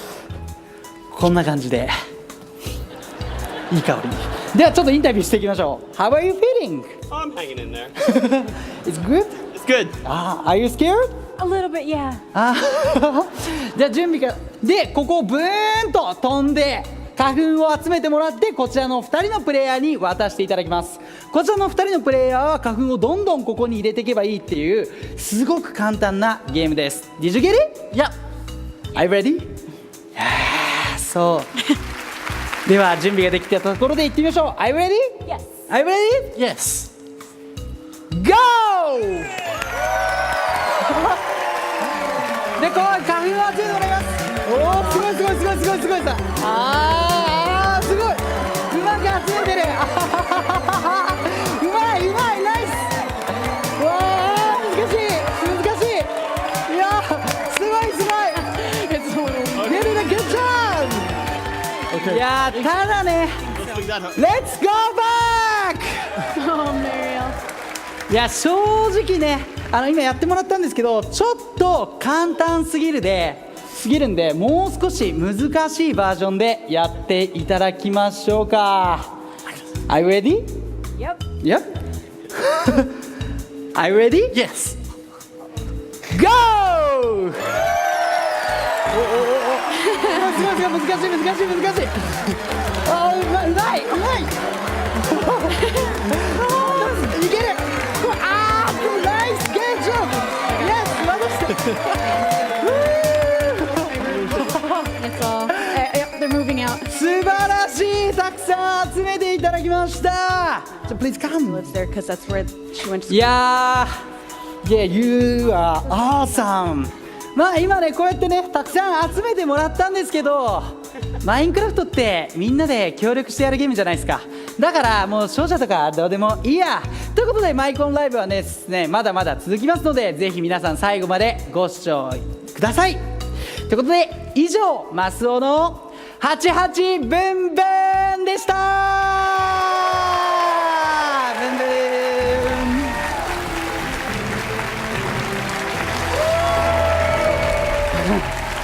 Wow, we've seen amazing discussions on which biome most deserves to be updated first, and hundreds of thousands of you have registered your votes. Now for that bittersweet moment to say goodbye to one of your choices to set the stage for the final two. Unfortunately, the Badlands received the least amount of votes and won't make it to round two. The good news is all of you Badlands supporters now get to pick again from the two that are left. So what will it be? Time to vote again, and now you're voting between the mountains and the swamp.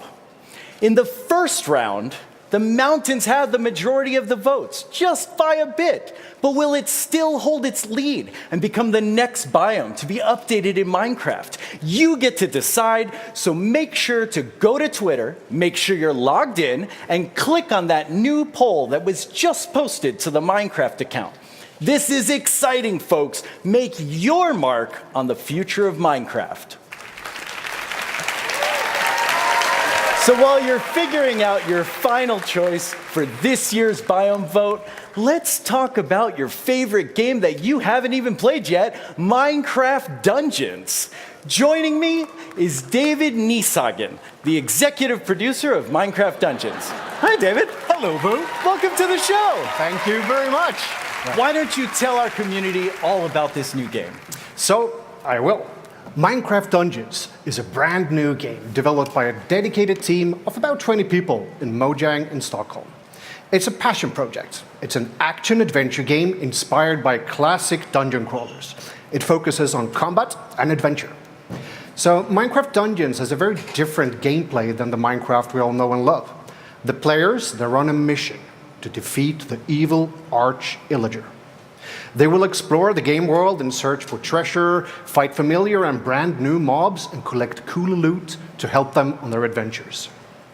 And since every adventure has a beginning, we'd like to show you, for the first time, the opening cinematic for Minecraft Dungeons. It was a time of great adventure and danger. Shunned by his kin, an Illager wanders the land, seeking a new home. But all he found was hatred. Driven by rage against those who wronged him, he wandered blind to whatever end.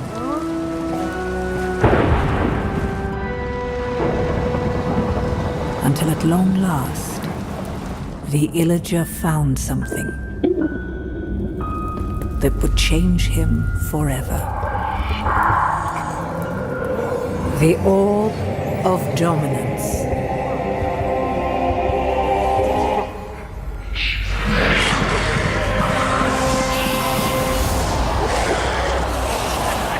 Corrupted by evil, driven by vengeance, the Arch-Illager made all bow before him.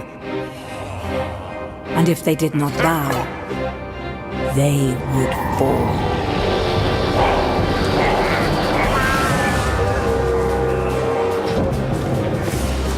The Illagers raided the land. Who would have the valor, the purity of heart, to stand against the Arch-Illager's reign of terror? Well, not that one. But maybe you.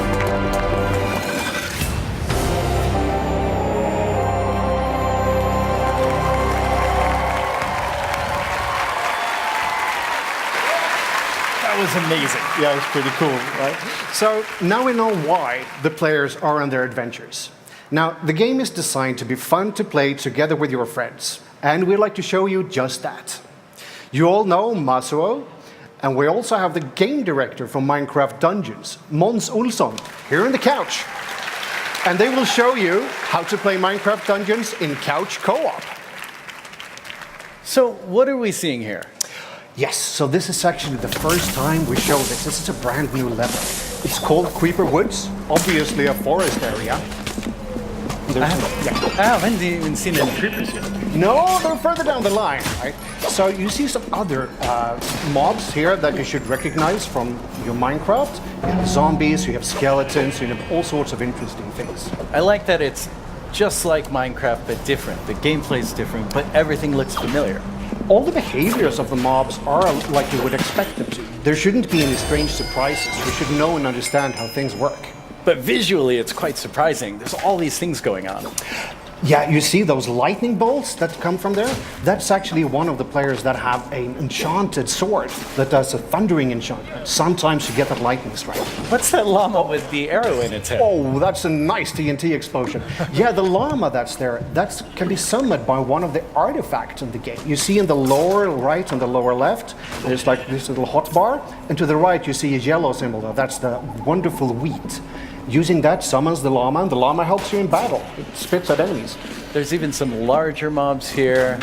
Oh yes, some of the mobs to give you a bit more of a challenge. They have more armor and a bit more extra weapons. This is great. Yeah. So as you see, they're exploring. Oh, they used another one of these artifacts. It's called the wind horn, and it pushes mobs away. You can pick up all these sort of cool things on these levels and equip them as you see fit. And also, I'd like to mention that all of these levels are randomly generated, so you can explore them every time you play through the same one. It'll look and feel quite a bit different. So it'll be surprising each time you play. That is correct. So now I think we're approaching, spiders, lots of them. Spiders. Oh, that was a fireworks arrow. Wait, there's a pig with a chest on it. Of course. So we call that the piggy bank. Now, this game genre is all about loot.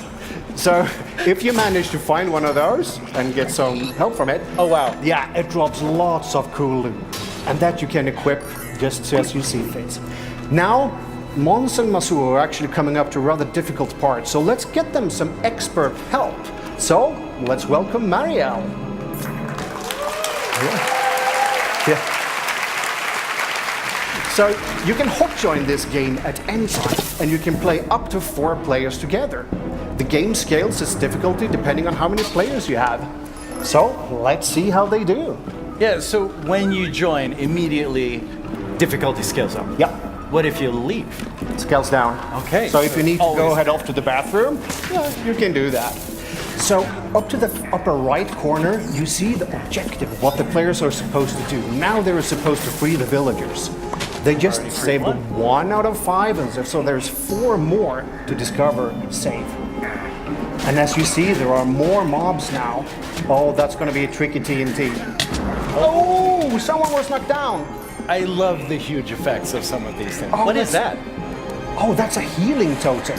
Anything that's inside the rooms gets extra health. And I saw one of them just revive the other. Yep. That's also, the game is really designed to be fun to play together. So if someone is knocked down, other people can help each other out and revive them, bring them back into battle. So it really makes sense to work together and not just go for your own goals. Mm-hmm. And also, if you look closely at the characters, the player characters, there's so much stuff going on. But if you look below the player characters, you have this little square. That means that those who have that square, they have boosted extra damage. This is particularly from the guy in the wolf armor to the right. So when they're closer, they actually help each other more.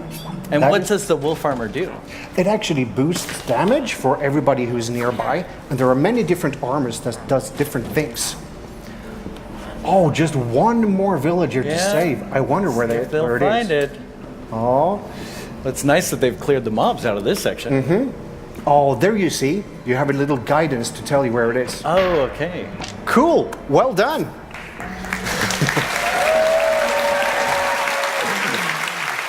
Mons, Masu, and Mariel now save these villagers from the evil arch-illager. But there are many more adventures to be had in Minecraft Dungeons. The game is coming to PC, PlayStation 4, Nintendo Switch, Xbox One, and Xbox Game Pass. And if you want to know more, remember to sign up at minecraft.net/dungeons.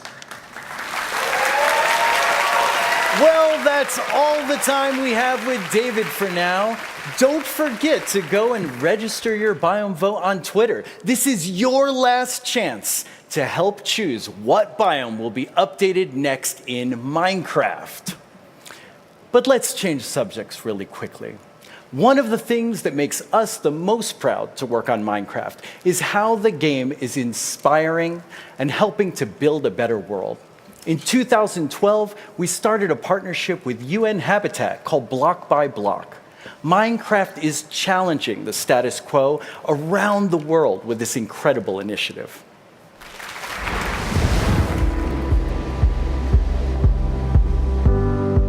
When people are passionate about things, they find a way to use it to make a difference around them. Minecraft introduces people to potential they didn't know they had. We decided and we made a change.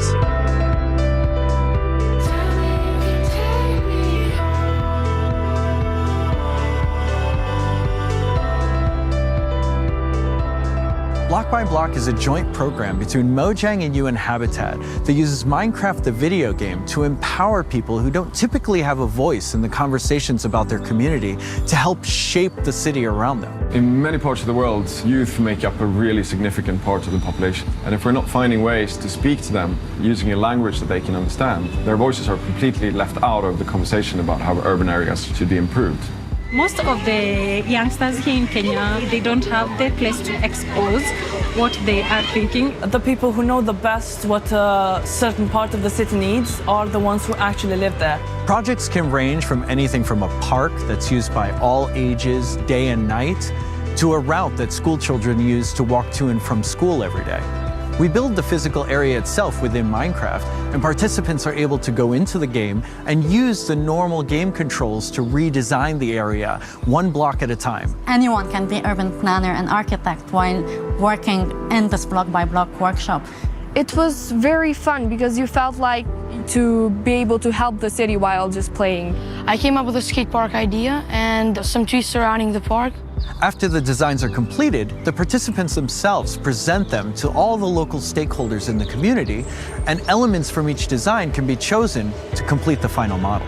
After having worked on this project for a number of years now, I think it's amazing that a video game like Minecraft can be used not only as a game, but actually as a way to build public spaces, better cities, and more equal societies. Some girls also even talk with me that, okay, now they find out that even they can start thinking about choosing some of the future jobs relating to the computer, but also thinking to help them to find their own potential.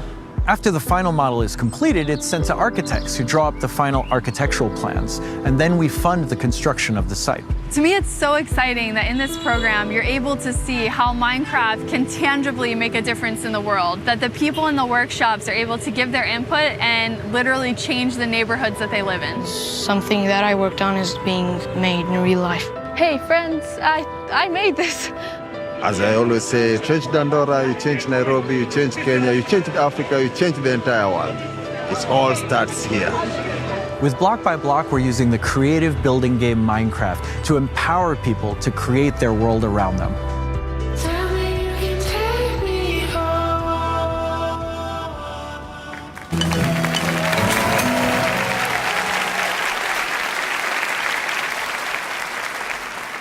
Welcome, everyone.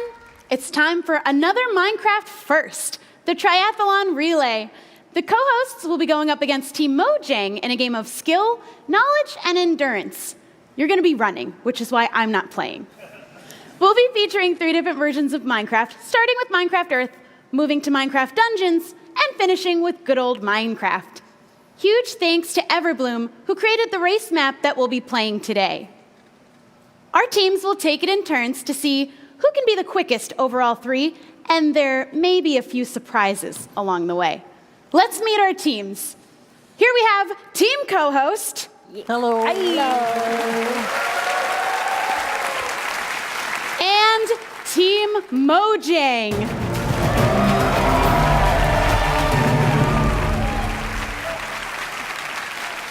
So let's talk about your challenges.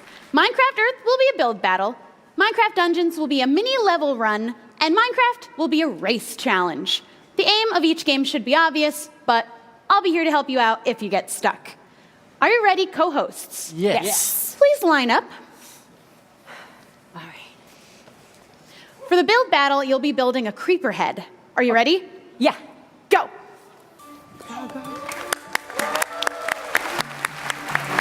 We've got the blocks for her ready in her inventory with various greens, black. I appreciate that. Oh, of course. Makes it a lot easier for me. Oh, we're not going to make it that easy. Oh, really? No, you're being timed. Oh, okay. Oh, and I think I see a few chickens flying in. Chickens here? I did not sign up for chickens. No, we didn't ask for chickens, but we've got them. Here, please. You're doing great. I see the creeper mouth already forming. Yeah, There's the eyes. There, that's the that looks amazing. And do you notice that I'm actually using multiple colors? You are. I see that. Varying greens, If you different want to textures. give me extra points for that, I'd love that. I don't think I'm allowed to do that. It's really just time. But you got to go as fast as you can. Fine, okay, I guess I'm not using that many Oh, that colors. chicken's in the way. Yeah, the chicken's like not being very helpful. All right. Oh, you're almost Oh done. no, oh no, that does not go in the eye. That's all right. That's looking good. No. Okay, I'll Okay. fix it. I can fix it. I can That's also great. fix Or- that. We have a lot of fixes, but it looks good. Okay. We've got a creeper head. That looks great. Creeper head! You're done. Yeah, we're good. Go tag the player. We've got Masso playing on our Dungeons level run. All you have to do is find 2 levers. Two livers. Just 2. Where are the livers? We won't make it that easy, though. There's a good few monsters in here. Hey, don't attack me. Oh, they're definitely going to attack you. But there's one. You've got one. Now you just need one more. One more. Try and get there without dying. No, don't attack me. There's a lot of monsters there to block you. You just got to duck and roll through them. Ooh, there's a skeleton there to stop you. Oh, there it is. I found it. Oh, no. Oh, you just got to click it. Oh, you're stuck. Oh, no. Oh, no. Oh, that's all right. I think you better go tag your next player. You were right there at the lever. What into this temple? That's all right. Go tag Scott. Let him get into the race. Yes. All right, Scott. Let's see if you can make up some time in this race. We'll just start the countdown for you. 3, I'm ready. 2, I'm gonna do my 1, best. go. There you go. We just got to run through the. Creeper Oh, those Castle. creepers are in the way. You don't look happy. Oh, now you just got to do some parkour to get across. You know how awful I am at parkour. Are you awful? That was great. We'll have a little party really quick. That's fine. Okay. Oh, go. Oh, sensitivity's a little high. Ravager run. All right, the Ravagers are a little quick, but we've got you on a pretty good horse. Yeah. Yeah, we're just gonna go on a nice stroll. We didn't name him. Feel free to give him one. Gerald. Gerald. All right, he's doing a great job. Villagers are cheering you on. All right. The audience at home are. And the audience at home, I'm sure they're cheering you on. There they are. There we go. Great job. There you go. We just got to get you slipping around through the ice. But don't slip too much. All right. Okay. We're doing good. Now we've got a little game to play too. Okay. The skeletons aren't going to get in your way. Okay. All right. Here we're going to just play a Whack-a-fox. quick game of Whack-a-Fox. Okay. No foxes were harmed in the making of this game. You just got to give them a pat on the head. I think you just need a couple more and we'll send you on through the next room. Oh, that Ooh, one's they're running. quick though. There you go. We're going to go for some mining now. Normally you wouldn't dig down, but you'll be fine, I think. Okay, we're fine. Oh, you're Okay. fine. Oh, there's the Enderman. Yeah, they're just building a quick portal for you. Okay, I'm good. Let them do their jobs. You just got to go right on through. Okay. And you did it.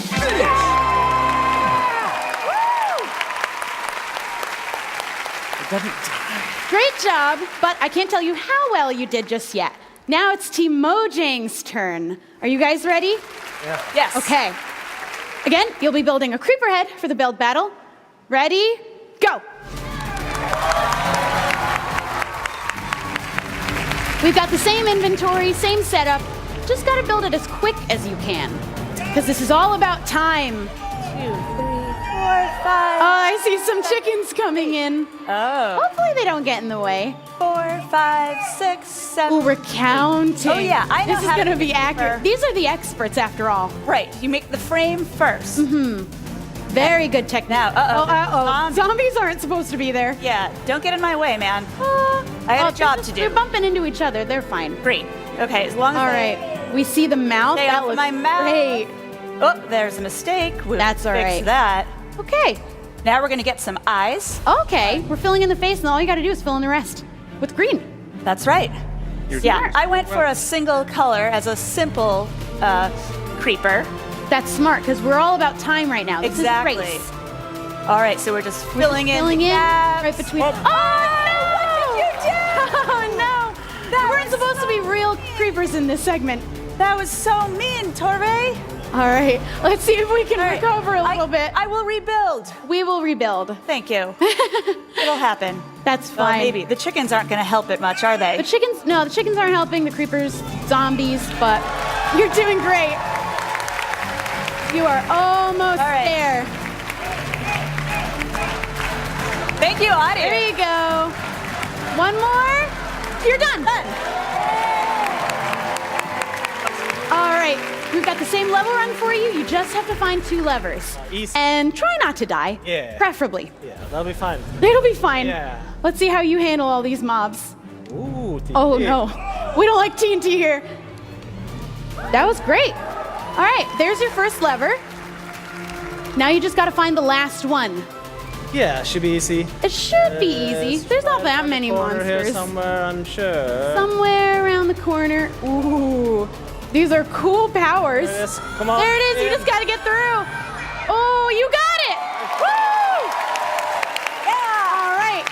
Now we just have the race left. We're going to start your countdown. 3, 2, 1, go! And now you just got to beat Scott's time. Chasm. This shouldn't be too bad.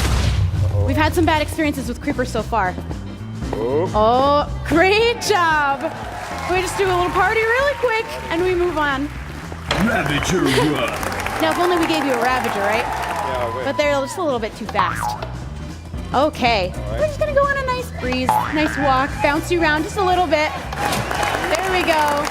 We got the creepers cheering. The audience is cheering. Woo! Now we're going to just a quick trip through the nether. I don't think there's any ghasts in here. All right. Go. And now we're just going to cool you off real quick in here. But the ice is just a little bit slippery. So let's see how quick you can slip right through this section. There you go. Don't get too dizzy in here. All right.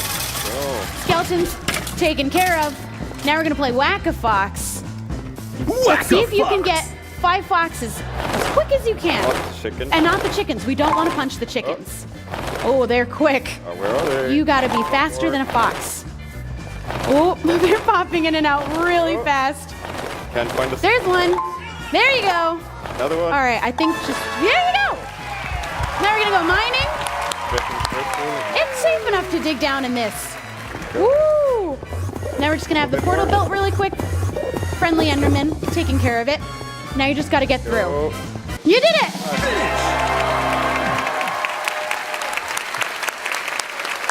You guys did great. Why don't you gather around? We're going to see who won the first ever Minecraft relay. All right, you guys all did great, but our winner today is Team Co-Hosts. Thank you guys so much.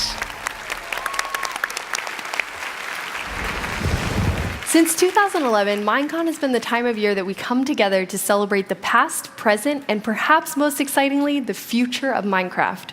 Our event has evolved over the years to what you're experiencing right now, and next year, we're evolving it even further. Joining our live broadcast in 2020 will be an all-new, in-person event called Minecraft Festival. Minecraft Festival will take place from September 25th to September 27th in Orlando, Florida.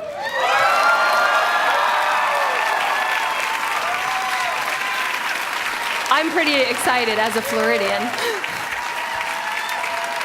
You can expect interactive exhibits, inclusive gameplay, competitive tournaments, live entertainment, creator and community panels, and more. To sign up for more information, please head to our website. Very exciting.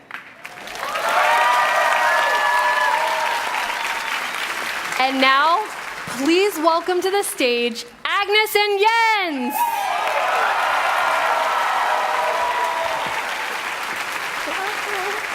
Welcome. How has the show been for the two of you? You were buzzing around.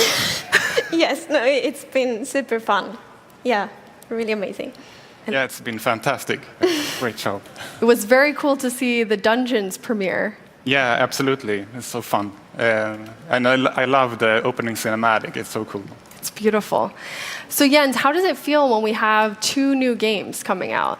Oh, it's of course great. Like we have Minecraft Dungeons and Minecraft Earth, but we actually have a third Minecraft game coming out.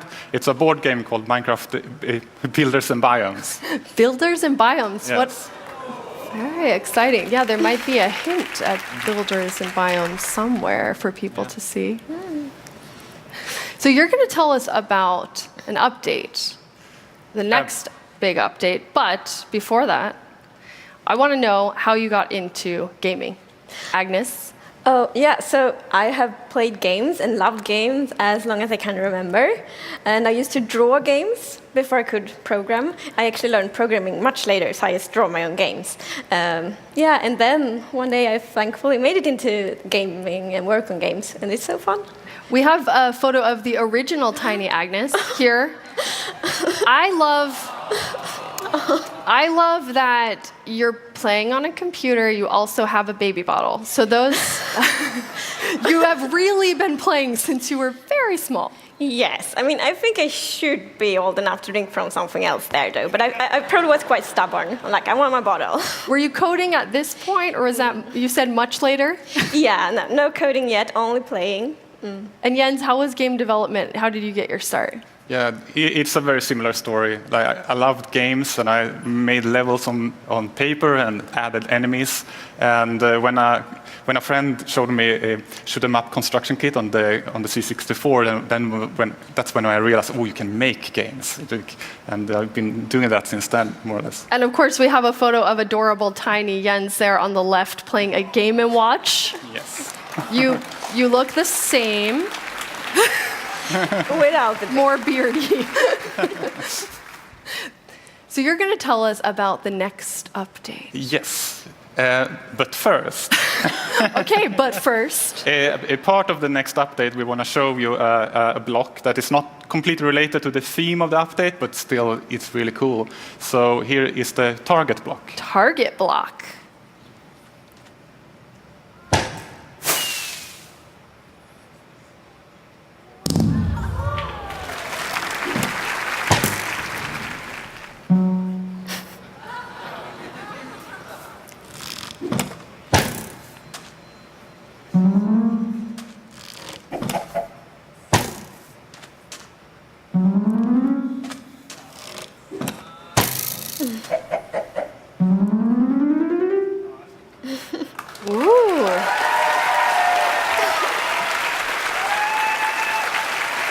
How cool is that? I also like your little chicken advisor there, hanging out during the whole process.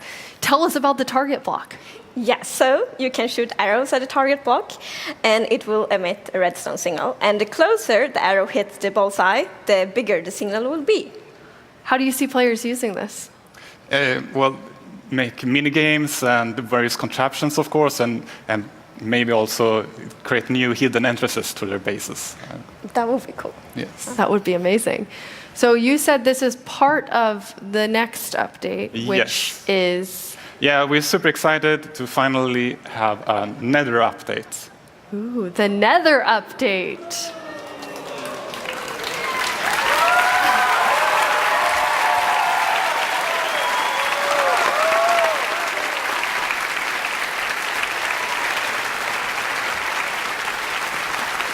So the Nether hasn't been a place that's very livable, and that is all about to change. So how is that changing? I mean, well, it will still not be easy to live there. Okay. But you can. So we want players to be able to have a base there. So for example, you can set your spawn in Nether, you can find food in Nether, but it's still really a dangerous place. Food in the Nether? So that means there's something... Well, it's a new mob, and we will talk more about it later. Okay. So first... Yeah, of course. We also wanted to make sure that there's more things to explore and yeah, more things to find and more things to do. So we wanted to introduce biomes to the Nether. Yes. So we will actually show some of them today, and the first one is the Soul Sand Valley. Soul Sand Valley.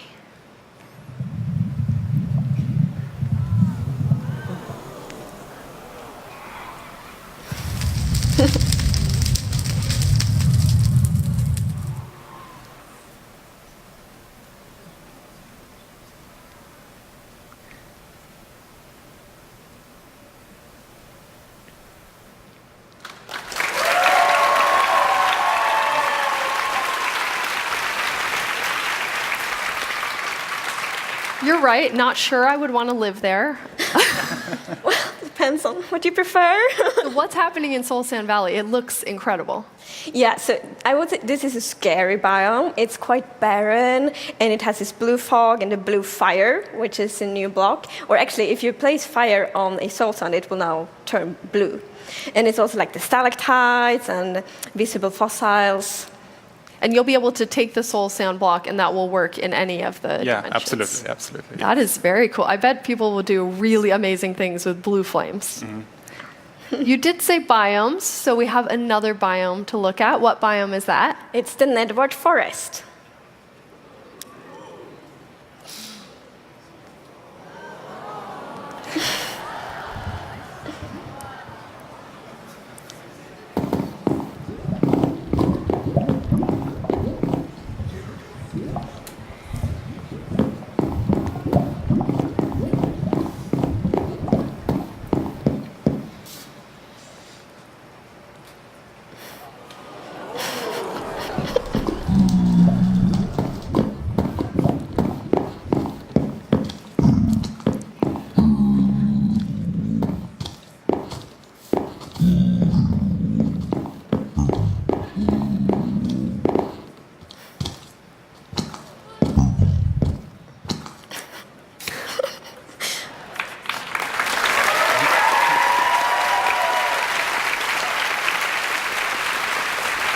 There's a lot in the Netherwart Forest, so what's happening in there? Lots of things. So yeah, as you can see, it's two variants of it. So the red one has quite a very alive atmosphere in its own very weird and nettery way. So it's like swirling particles and a lot of vegetation. It's very dense, so like the players should get lost in there. And then we have the blue one, which has a very a unique atmosphere. It's like even more weird, if possible. And it has just the particles of it falling and lots of new blocks, lots of new vegetation. How did you decide on the colors? Because it's so different than the look of the Nether when you add these biomes. Yeah, when we wanted to make sure that when you explore, you get more variation and more than just red and yellow. And we were thinking about how the overworld is much green, blue, and gray, and then this black, purple, and yellow. So we were thinking, how can we add more color depth to the Nether that kind of creates a good feeling for the Nether still. It's really beautiful. But you said it's going to be just as hard. So even though this looks quite, like an oasis, it's not going to be? Well, we still call the Netherwart Forest the Nether Oasis, but that doesn't mean it will be easy being there. So there will be, for example, a new hostile mob. And I think we could show it now. And we temporarily call it the Piglin Beast. Piglin Beast.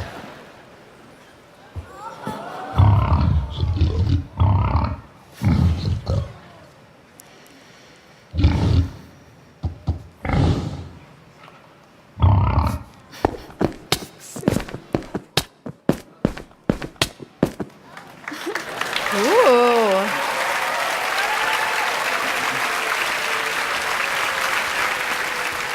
So you said we're temporarily calling it the Piglin Beast. What does that mean for everyone? So we would actually love to get suggestions from the community on a better name. So please, if you have any suggestions, send them, and then we can pick the name later. And what happens with this new to-be-named Piglin Beast? So the to-be-named Piglin Beast is really aggressive, so it's quite scary, but it's also the food source in Nether, actually. And so we really want the experience to be very unique in Nether. It shouldn't feel like another overworld. So when you get your food, you can't just have like a pretty little farm. Instead, you need to find this scary, aggressive Piglin Beast and get the food from there. And this is the first time you have a food source in the Nether? Yes. Which is really awesome. So that does make it livable-ish. Livable-ish. Scary to live in still. And where does piglins come from? So piglin is actually what we call the pigmen now, and we are introducing piglin mob as well. We can take a look at the video, I believe. Let's see them. Piglin.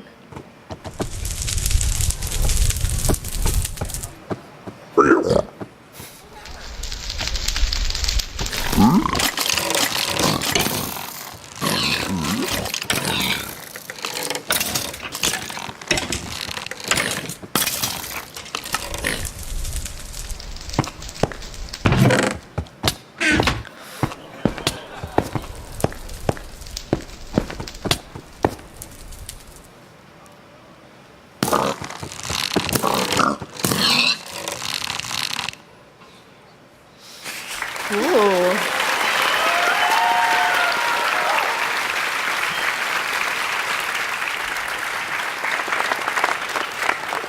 They look mean, but they also have the floppy ears. The floppy. They're kind of cute too. Yes, sorry, but yeah, there's a lot of going on in this video. But at the core, the piglin is almost like a new civilization that we add to the Nether, and they are actually hostile towards the player. They also don't like wither skeletons, and they hunt the piglin beast for food as well. Wow. But they do collect gold, and if you, as in this picture, wear gold armor, they will kind of they will ignore you. They won't like you, but they will ignore you unless you open chests or start poking in their stuff. Yes, I really like this mechanic actually. So if you open a chest close to a piglin and they see you, they will get really upset. Yes. But there's actually a good reason why the player wants to approach the piglins, because we will introduce a new kind of trading with them that we call bartering. But it's a little bit different to villager trading. Yeah, because villager trading, the villagers are like, very friendly. The piglins do it in their own way. So it's like you can throw some gold at them and they will just like throw an item somewhere and then you can go pick it up. So it's more piglin style trading. That's amazing. So will there be new things that they're going to barter with you? It will, but we will not tell what you can barter yet. Okay. So new things coming to the Nether. That is a lot of Nether things coming.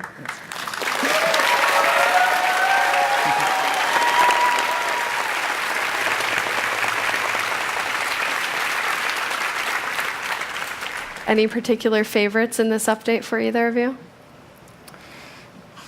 Or you love them all too much? Yes, but for me it is the piglins, because we have so many ideas. Ooh, yes. So many ideas for them. Yeah. Agnes?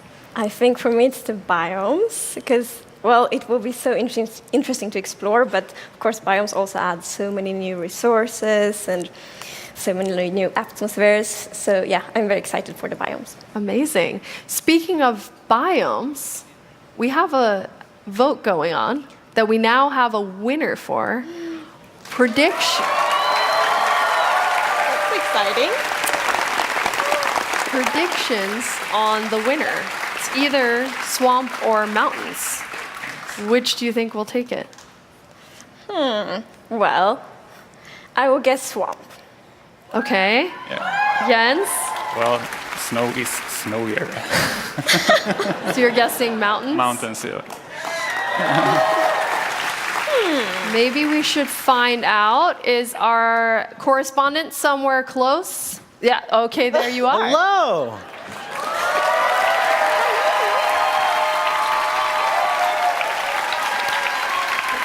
I have the vote right here. They have tallied it. They have double-checked it. Who's going to do the honors? I think it's Jens's turn. You were quick to... Wow. Okay. All right. Let's hear it. Let's hear it. And the winner is mountains.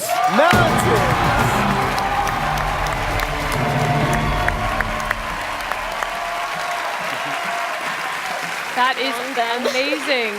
How does it feel with the mountains? It's great. Absolutely. Yeah. It's gonna It be is also a lot your of fun. prediction. His prediction, yes. Can you remind us what we'll be getting in the mountains? You will get goats, and you will get kind of a new kind of snow. Yes. Yes. And we'll also look into like the generation of the mountains to give them a more majestic feel. Yeah. Ooh.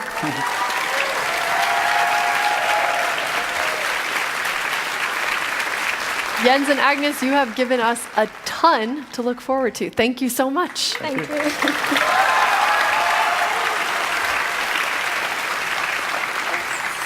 It's been a show packed full of announcements.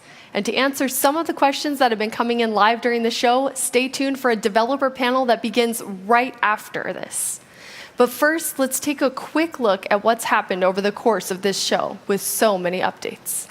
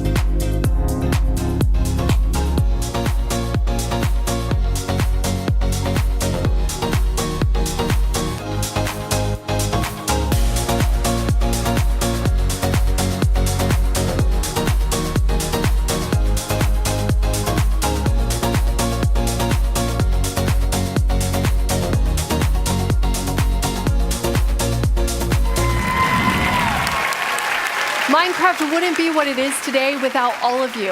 On behalf of our entire team, thank you so much.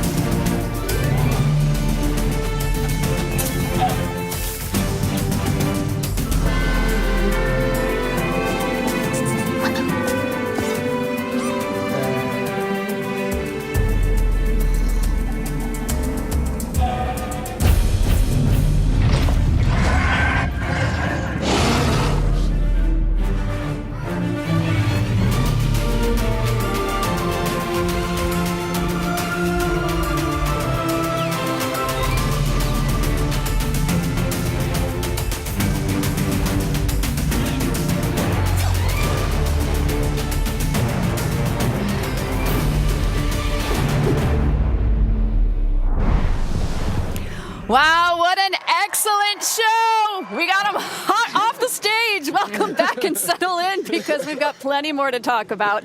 Let's kick off our post-show wrap-up with our developers panel. Thank you, everybody, for joining me here backstage. Excellent job on the show. Thank you. Yeah. As also joining us in a little bit, you know her as one of the hosts of the show and Mojang's Chief Brand Officer, Lydia Winters. But let's jump into the panel first. So, Corey, you work on the vanilla gameplay team. What are your plans for the Illusioner mob? Oh, the Illusioner. All right.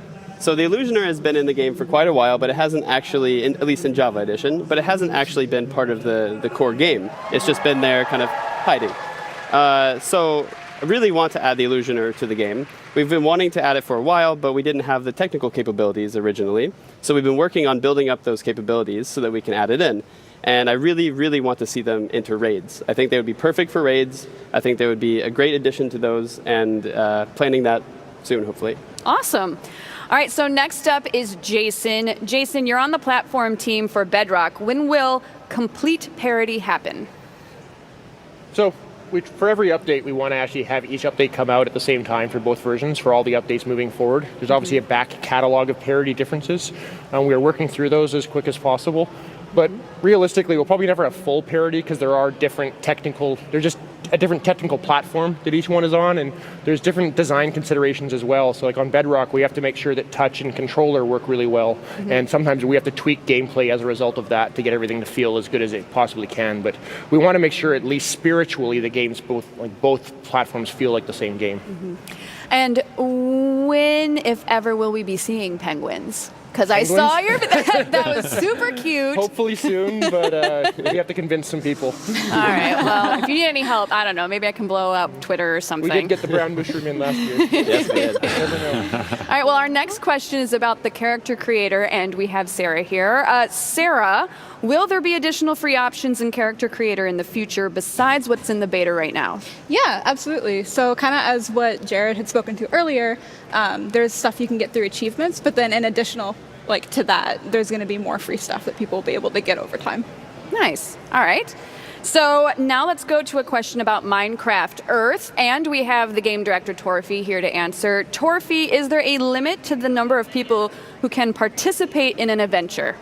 Yeah, there's a limit. It's kind of like the limit with elevators. It's like how many people you can physically squeeze together, because you actually have to be there in the same place. Yeah. You can't play an adventure together from different houses or different cities. You have to actually be in that park at that time. The cap actually is 40. It's just a number we typed in. We were testing it, and it could go higher and higher and higher. We were just afraid what would happen if more than 40 people would pile up on each other on a 3 meter by 3 meter square. So 40 was the safe spot? I mean, 40 is still a lot of people. Yeah. That's kind of a luxury problem to have. Yeah, totally. You usually don't hear about it working out that way. No. How does the game determine who's playing with you? Well, that's actually quite simple. The game determines who is in the adventure simply by who's there. So if I'm in that park at that time, now I haven't told anyone, but now you can remember, after I tell you now, that the game spawns the adventure, let's say, in your park, and it's only there for 10 minutes. So you get in, and it lives there for 10 minutes, and you play the adventure, but then by virtue of some sort of magic, it starts unspawning. So the people who are there, even if they don't know each other, if it's just the same people, they're part of the same adventure and they share the same prizes. But when it collapses and despawns, they're out. So got it. Yeah. Okay, interesting. All right, so we also have the game director for Minecraft Dungeons here, Mons. Mons, do you have a favorite ability in Minecraft Dungeons that we should look forward to? Sure. So the way abilities work in Minecraft Dungeons is that they're kind of separated between artifacts that you have in your hotbar, they have a cooldown, and then there's the enchantments where you invest points that you get as you level up into gear. So I think combining those gives some really interesting gameplay. So I'm the type of person who likes to play an archer character, take out enemies from a distance. So combining the multi-shot enchantment for bows, which lets you kill a bunch of mobs at once, and then using the fireworks arrow to sort of get fireworks all over the screen. I think that's really fun. That's super cool. All right, so let's now get into some vanilla gameplay questions, this time for Agnes from the vanilla gameplay team. Agnes, why are there no female villagers? Okay, yeah, so the reason is that we actually don't have any genders at all in Minecraft. I mean, I am aware of that the existing villagers do look quite much like men, but they are not actually. I it's more for historical reasons that look like men. And we also, when we made all the new villager skins for the Village and Pillage update, we really thought a lot about making sure they were neutral to show that we don't have any genders. Very nice. All right, so we have a question for Frederick from the Realms team. Frederick, will we be able to use the content that we get from Realms Plus in places other than our realm? Yes. Like the content that is included in Realms Plus is it's available just as any other marketplace content. If there's a skin, you can equip it and you can play on it on a realm, but you can also play it on locally or with your friends if you have a server. And if you have content already on your realm and you want to try out some other piece of content that's included, you can just download it and play it locally and offline. That's great. Yeah. So once you've got it, you can utilize it pretty much wherever. All the 50 pieces of content that is included, you can use it wherever you want. Awesome. All right, so some general questions. So whoever wants to dive into these, that's totally fine. First up is, which feature was the most fun for you to add into Minecraft? You. I would say, there are so many features that I worked on in Village and Pillage. A lot of them were really fun, but I think the overall most fun was the simplest one, which was brown mushrooms. Because at the last MineCon developer panel, somebody asked why we didn't have brown mushrooms, and I just kind of went out and said I would add them. So now you were forced to. I didn't really talk to the team about it. I just kind of went ahead and said that, and then it was okay. We ended up adding it, so I'm going to go ahead and say that the Illusioner will be this year's brown mushroom. Very cool. Oh, very cool. Sorry, guys. Okay. Anybody else has a particular favorite that they want to talk about? I loved working on the entire Update Aquatic, but especially on Update Aquatic, the tropical fish.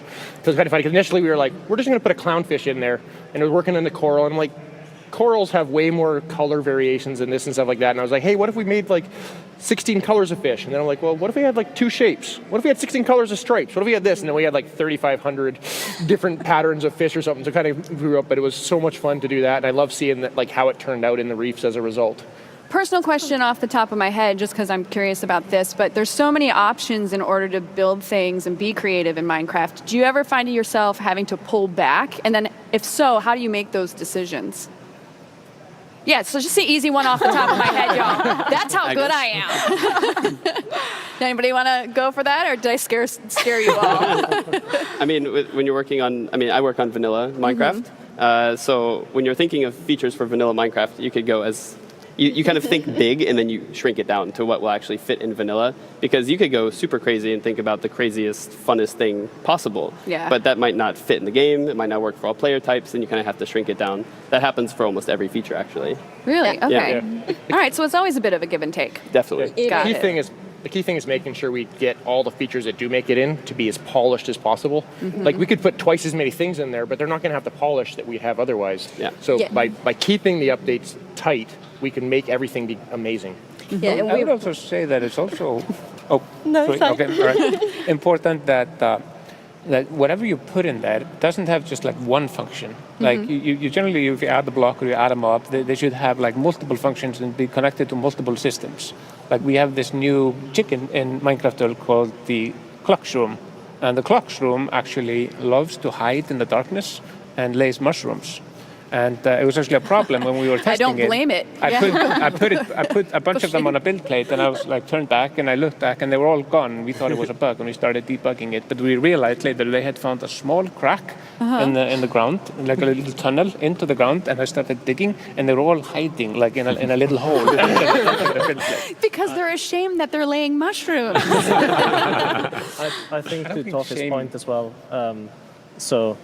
We really think about when we add these things, like you have with the Clockshroom, and when we add things to dungeons, about how it fits into Minecraft as a whole, right?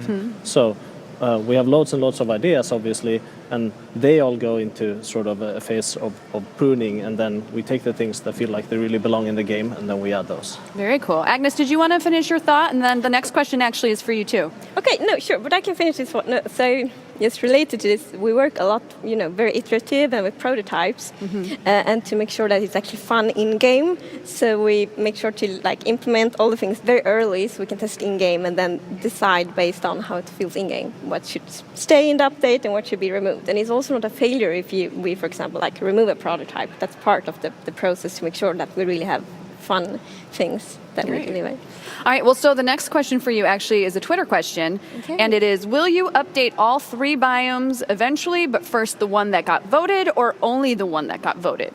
We will update all of them eventually. So yeah, but mountains will be first. Very cool. Good, because that's the one I voted for. Totally did. I was back here while you guys were on stage. I'm like, I'm going to go. I voted for swamps. But I really you lost. I did, but I like mountains. I can finally finish. I've been working on this, the Shining Hotel, that Overlook Hotel, for like 2 years now. And now that the mountains, I'm going to wait until the mountain update comes out, and then I'm going to bust out with it. I'm very excited. All right, so moving on, less about me, more about you guys.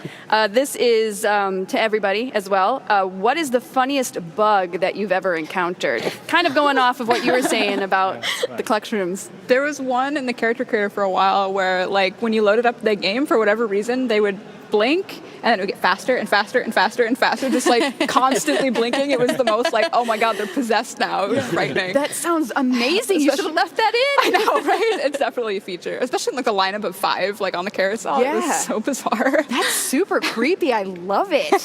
Anybody else has a favorite? When we were bringing the animation system into Bedrock, all the pigs, all of a sudden, they kind of rotated their whole bodies this way and their head was on the ground. It kind of looked like a pink vacuum cleaner. And they were running around the world like that with their head scraping the ground. It was the funniest thing. I really like all this, yes, when the mob's models gets weird, which they kind of always get when we add a new animal to Minecraft, because it's, at least in Java, it's super tricky to add them. So it's often like the head is there and the the legs are up on the back, and it just looks super weird, and they walk around. Has there ever been a bug that you guys have run into that you liked so much that you just left alone? Yes. All the time. All the time? We have a thing in dungeons where the arch illager sometimes appears and disappears, and it does that by kind of getting really small and then getting bigger again. And so we had this bug where if you shot him while he was really, really small, the arrow would scale up with him. And suddenly when he's big again, there's this giant arrow shooting out of him.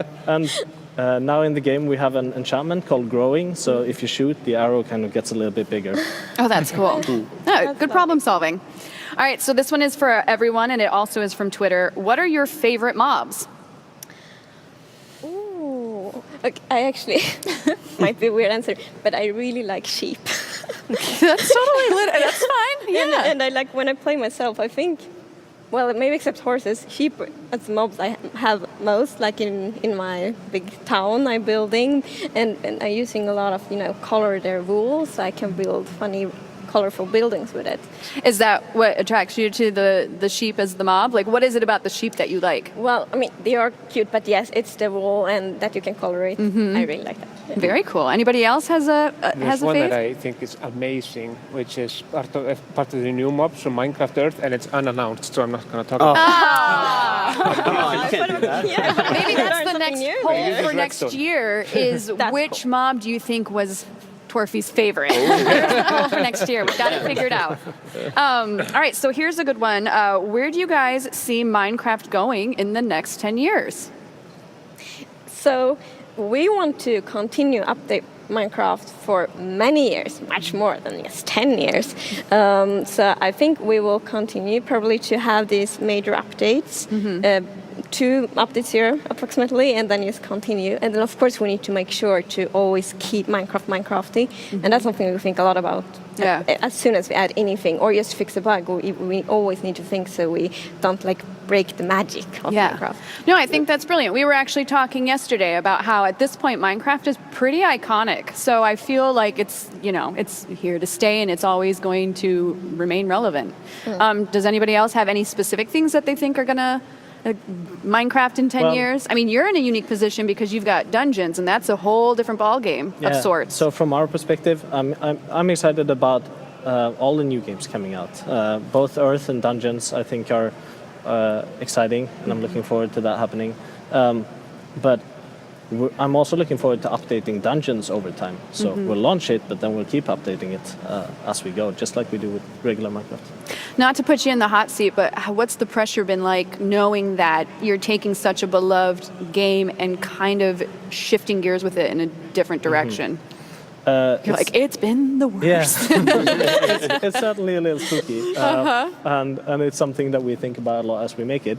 But we have the luxury of sitting right next to the vanilla team, so if we need to like sync with Agnes or Corey or Jens, we just walk over there and do that, and that's tremendously useful for this. Yeah, That's we great. actually collaborate a lot on the design. So we have, we sit next to each other, but we also have like weekly things where we talk through all like design questions that come up and inform each other. So we're really synced, which is really good. There you go. Just like Minecraft, you need to learn how to collaborate in order to build great things.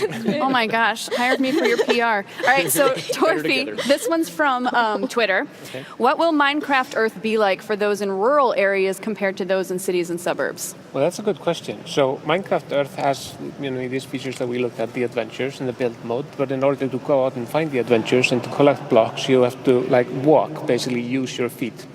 And there's a map. And we used OpenStreetMap, which is like an open source database, which is a really amazing map of the entire globe. So in order to pick the places where we put the content, we didn't choose the path that other games have gone to have players go out and promote areas, because what happens then is it's mostly like places in big cities or in bigger towns. But OpenStreetMap literally has a map of every small town in the world. So we had a bit of a problem. I probably shouldn't talk about it right now, but I will. I mean, feel free. That some people are playing Minecraft Earth right now in 5 cities, but some people found out a way how to play them somewhere else. And when that happened, I woke up and I opened the map and I can see a heat map of the world where people are playing, and it was like literally everywhere. It was like small towns in Russia, somewhere in Siberia, somewhere in South America, in Africa, and in Asia. Like it was literally like a virus infection of the entire world, which is cool, but shouldn't have happened.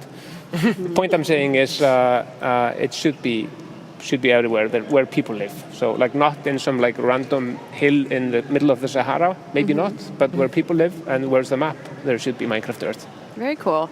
Totally random, and maybe you did or didn't do this, and I wouldn't know because I haven't played the beta yet, but are there any Easter eggs at all? Yeah, tons? Yeah. Great. Well, I will be outside a lot. All right. So, again, this one's to everyone. This one's from Twitter.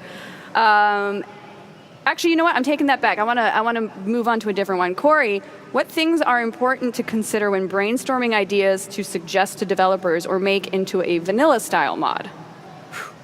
That's a big question. I know. That's why I switched it up, because the other one I think is going to be more fun. Yeah, so when you're kind of thinking of ideas, when we think of ideas, we try to think first of, would this fit in with the original game? Does it add something to it? And then we think, does it work with other features that are already in the game? We really try to add things that will interact with the game loop and try to bring everything together. So when you're thinking of features to suggest, try to think about how does this interact with features that are already in the game? How would this enhance them, for instance? Like penguins would really enhance Minecraft. You make them chase fish. It'd be perfect. But that's what you got to think through, is what you're saying. Yeah. They would interact with fish. There's glaciers that were added, and they drop feathers. They'd be on glaciers. I like the pitch that I've started. I don't think I'm allowed to go 2 mobs in one developer panel, so I'm going to hold off there. No worries. All right, so this is the other question that I was holding off on. This is for everybody. What are your favorite pizza toppings? You want to just start and go around? Oh, yeah. I love pepperoni. Nice, Classic. solid choice. I like the classics. It's like a tomato and cheese pizza. Nothing fancy. That's fine. It's totally fine. I think bell pepper, actually. Bell pepper, Yeah. okay. Nah. This is a tricky question. I think more a trick question. Well, to be fair, if there's a really good cheese on it, I probably think, mozzarella, which is quite basic as well. But yes, I would say so. You thought that was tricky? I thought that was a perfectly fine answer. I had to thought for a long time. I think for a long time. That's true. You guys have actually been on stage for a good solid 2 hours. I'm sure you're starving. Torfi, what about you? What's your favorite pizza I once topping? had a pizza in a restaurant in eastern Iceland, which was called Rudolf, and it had reindeer meat and red berries. It's very sad. Oh. Yeah. Whoa. But Was generally just pepperoni and pineapple. I mean, emotionally sad, yes, but was it tasty? Sadly, yes. Sadly, yes. What about you guys? Ham, pineapple, and bacon. Ooh, mixing it up. I'm with Agnes here. Like a really good mozzarella cheese. There's a one called Scamorza, which is like a smoky. Yeah, Ooh, it's so good. I need to try that. Okay, I'm really hungry now. Great. I know, me too. know I'm we're like, having got for the dinner. shakes. I'm like, oh, let's get some food. All right, so last question. I know we briefly touched upon it before about the biome, but let's talk about the result of the biome vote. How do you guys feel about mountains being in this year's winning biome? I mean, we know you wanted swamp. Yeah, but I'm super happy about mountains as well. I mean, we like all of them. Otherwise, I guess we wouldn't have them in the vote. So no, it will be great, and I'm excited to start prototype on it and see what will happen with them, with like the cooler mountain generation and things like that. Yeah, fantastic. Everybody else? I've been campaigning internally for goats for about a year now. Yeah. So I'm ecstatic that mountains won. Yeah, and Team goats. I think that one of the best things about vanilla is that we've been doing recently is taking the features that have been there for a long time and then kind of updating them. So it'd be really nice to give a fresh coat of paint to the mountains. Fantastic. You guys too? Are you on board for the mountains? Yeah, 100% all on, Team Mountain Goat.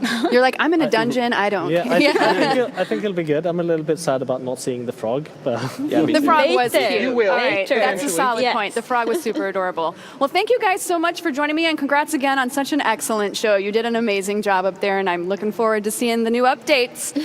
Before Lydia Winters joins me backstage, let's take a quick look at some of the highlights from MINECON 2019.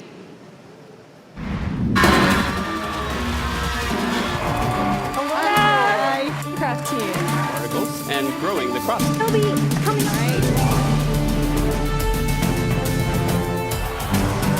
It's a bit chilly. Got one more. This one doesn't count,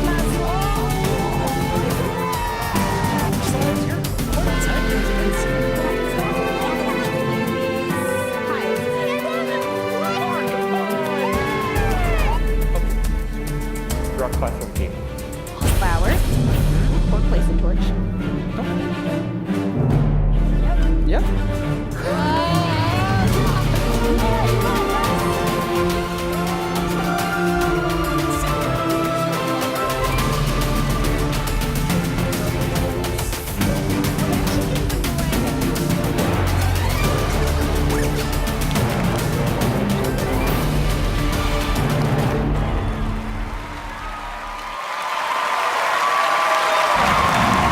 Welcome back, everybody, and welcome, Lydia, and congrats on an excellent show. How are you feeling now that everything is wrapping up? It feels amazing and surreal, and it's hard to describe. It's something you've been working on for so long, and then the show happens so quickly. You're like, oh, I need to watch it back so I can actually live it. Yeah, it's kind of like a wedding. You do all this planning, and then it happens. You're like, did that just happen? But you loaded us down with amazing content. I was enjoying myself the entire time. What was your favorite moment of the show? I know it's a hard one choice. because it's like all, Do you want to split them up in two? What was your favorite, game-related announcement? I can't. This is like choosing kids, I would imagine, if you have them. Like, how do I pick? I think the main thing for me was this year. The thing I loved is that we got to show so much of our, like, what's happening in the studio. So, like, last year we got to we announced Dungeons, but we said very little about it, and this year to get to show gameplay of Dungeons and Earth, it just felt like, how huge is it? This was the first show where we felt like we have to cut content. It's too much stuff, which is like the most luxury problem to have. Like there's too many cool things to tell everyone. Yeah, I actually really enjoyed the Dungeons trailer as well. I thought that was super cute. It was amazing. So that's going to actually start the game. So that is the intro sequence, and it will put you, in the mindset of what's happening in the game so that you can go off and start playing, which feels like that was so exciting to premiere here. I also like the physical mini games that you guys had on stage. That was maybe I was sitting here and I'm like, oh man, I wish I could play that right now. They were amazing. Were so good. And especially because they've been practicing, but with nothing actually sticky or gross in the... Oh, so they didn't know what they were touching? No, so they we practice with things like cups and just normal stuff, so you kind of dig around, and their responses couldn't have been better, and just seeing the scene where Scott was digging and Maso was I just loved it. His Maso face is was my new favorite. He should host so much stuff. Like Everything, he's I my think. new favorite of all time. I was just like, oh my gosh, that guy's adorable. How excited are you for the year ahead? I mean, you guys have come a long way and you've got a ton of stuff. It's really amazing. I mean, when I started at the company, someone told me like every year it gets crazier and crazier with Minecraft. And now I'm into like past my 8th year working on it. And honestly, every year gets crazier and crazier. And I don't think 2020 is going to slow down when we launch 2 new games. Do you ever get 3 a with chance, the board game. Do you ever get a chance to kind of, when you come out with so much content, to sit back for a little bit and just kind of take a breath and assess and just enjoy what you've made? Or is it immediately back to the drawing board because, you know, Minecraft being what it is, there's always the demand? I feel like this might be that only moment that I have. Like right now, this sitting very and like second. enjoying it, and then we'll all, you know, we'll start talking again like, oh, next year we can do this because that worked really well. And it's just, you know, when you work on something that you love and are super excited about it, it's hard to not do it. Awesome. Out of the voting, was the mountain biome your personal pick, or which one were you rooting for? I'm from Florida, so I was a bit biased towards the swamp. But at least we'll have Minecraft Festival in Florida, so, you know, we can have mountains in Minecraft. So I'm glad you brought that up, because that's a perfect transition into my next question about the announcement of Minecraft Festival 2020 being super exciting. What are you most looking forward to there? I think it's always awesome when we get to spend time with the community because our players are so important to us and at the heart of everything we do. So when you get to be around people who are so excited about Minecraft, it's very, very contagious. So I think it's something that we missed getting to meet with people, and now to combine sort of the original MineCon of having an in-person thing with this amazing show and really think about how do we take everyone on a journey. So I'm really excited about it. And it's in Orlando, so again, you know, back to my Florida roots. Yeah. So my mom is very happy. Oh, awesome. You're going to hang out with the parents. They'll just be happy to get to come. That's fantastic. Well, thank you so much for joining me in the after show. To the folks at home, thank you for joining us backstage today. I've had an absolutely wonderful time bringing you a little peek of what's to come for Minecraft. It has been an excellent MineCon Live 2019, and we look forward to seeing you all next year. Have a good one, and bye. Bye. Bye. Thank you. Bye.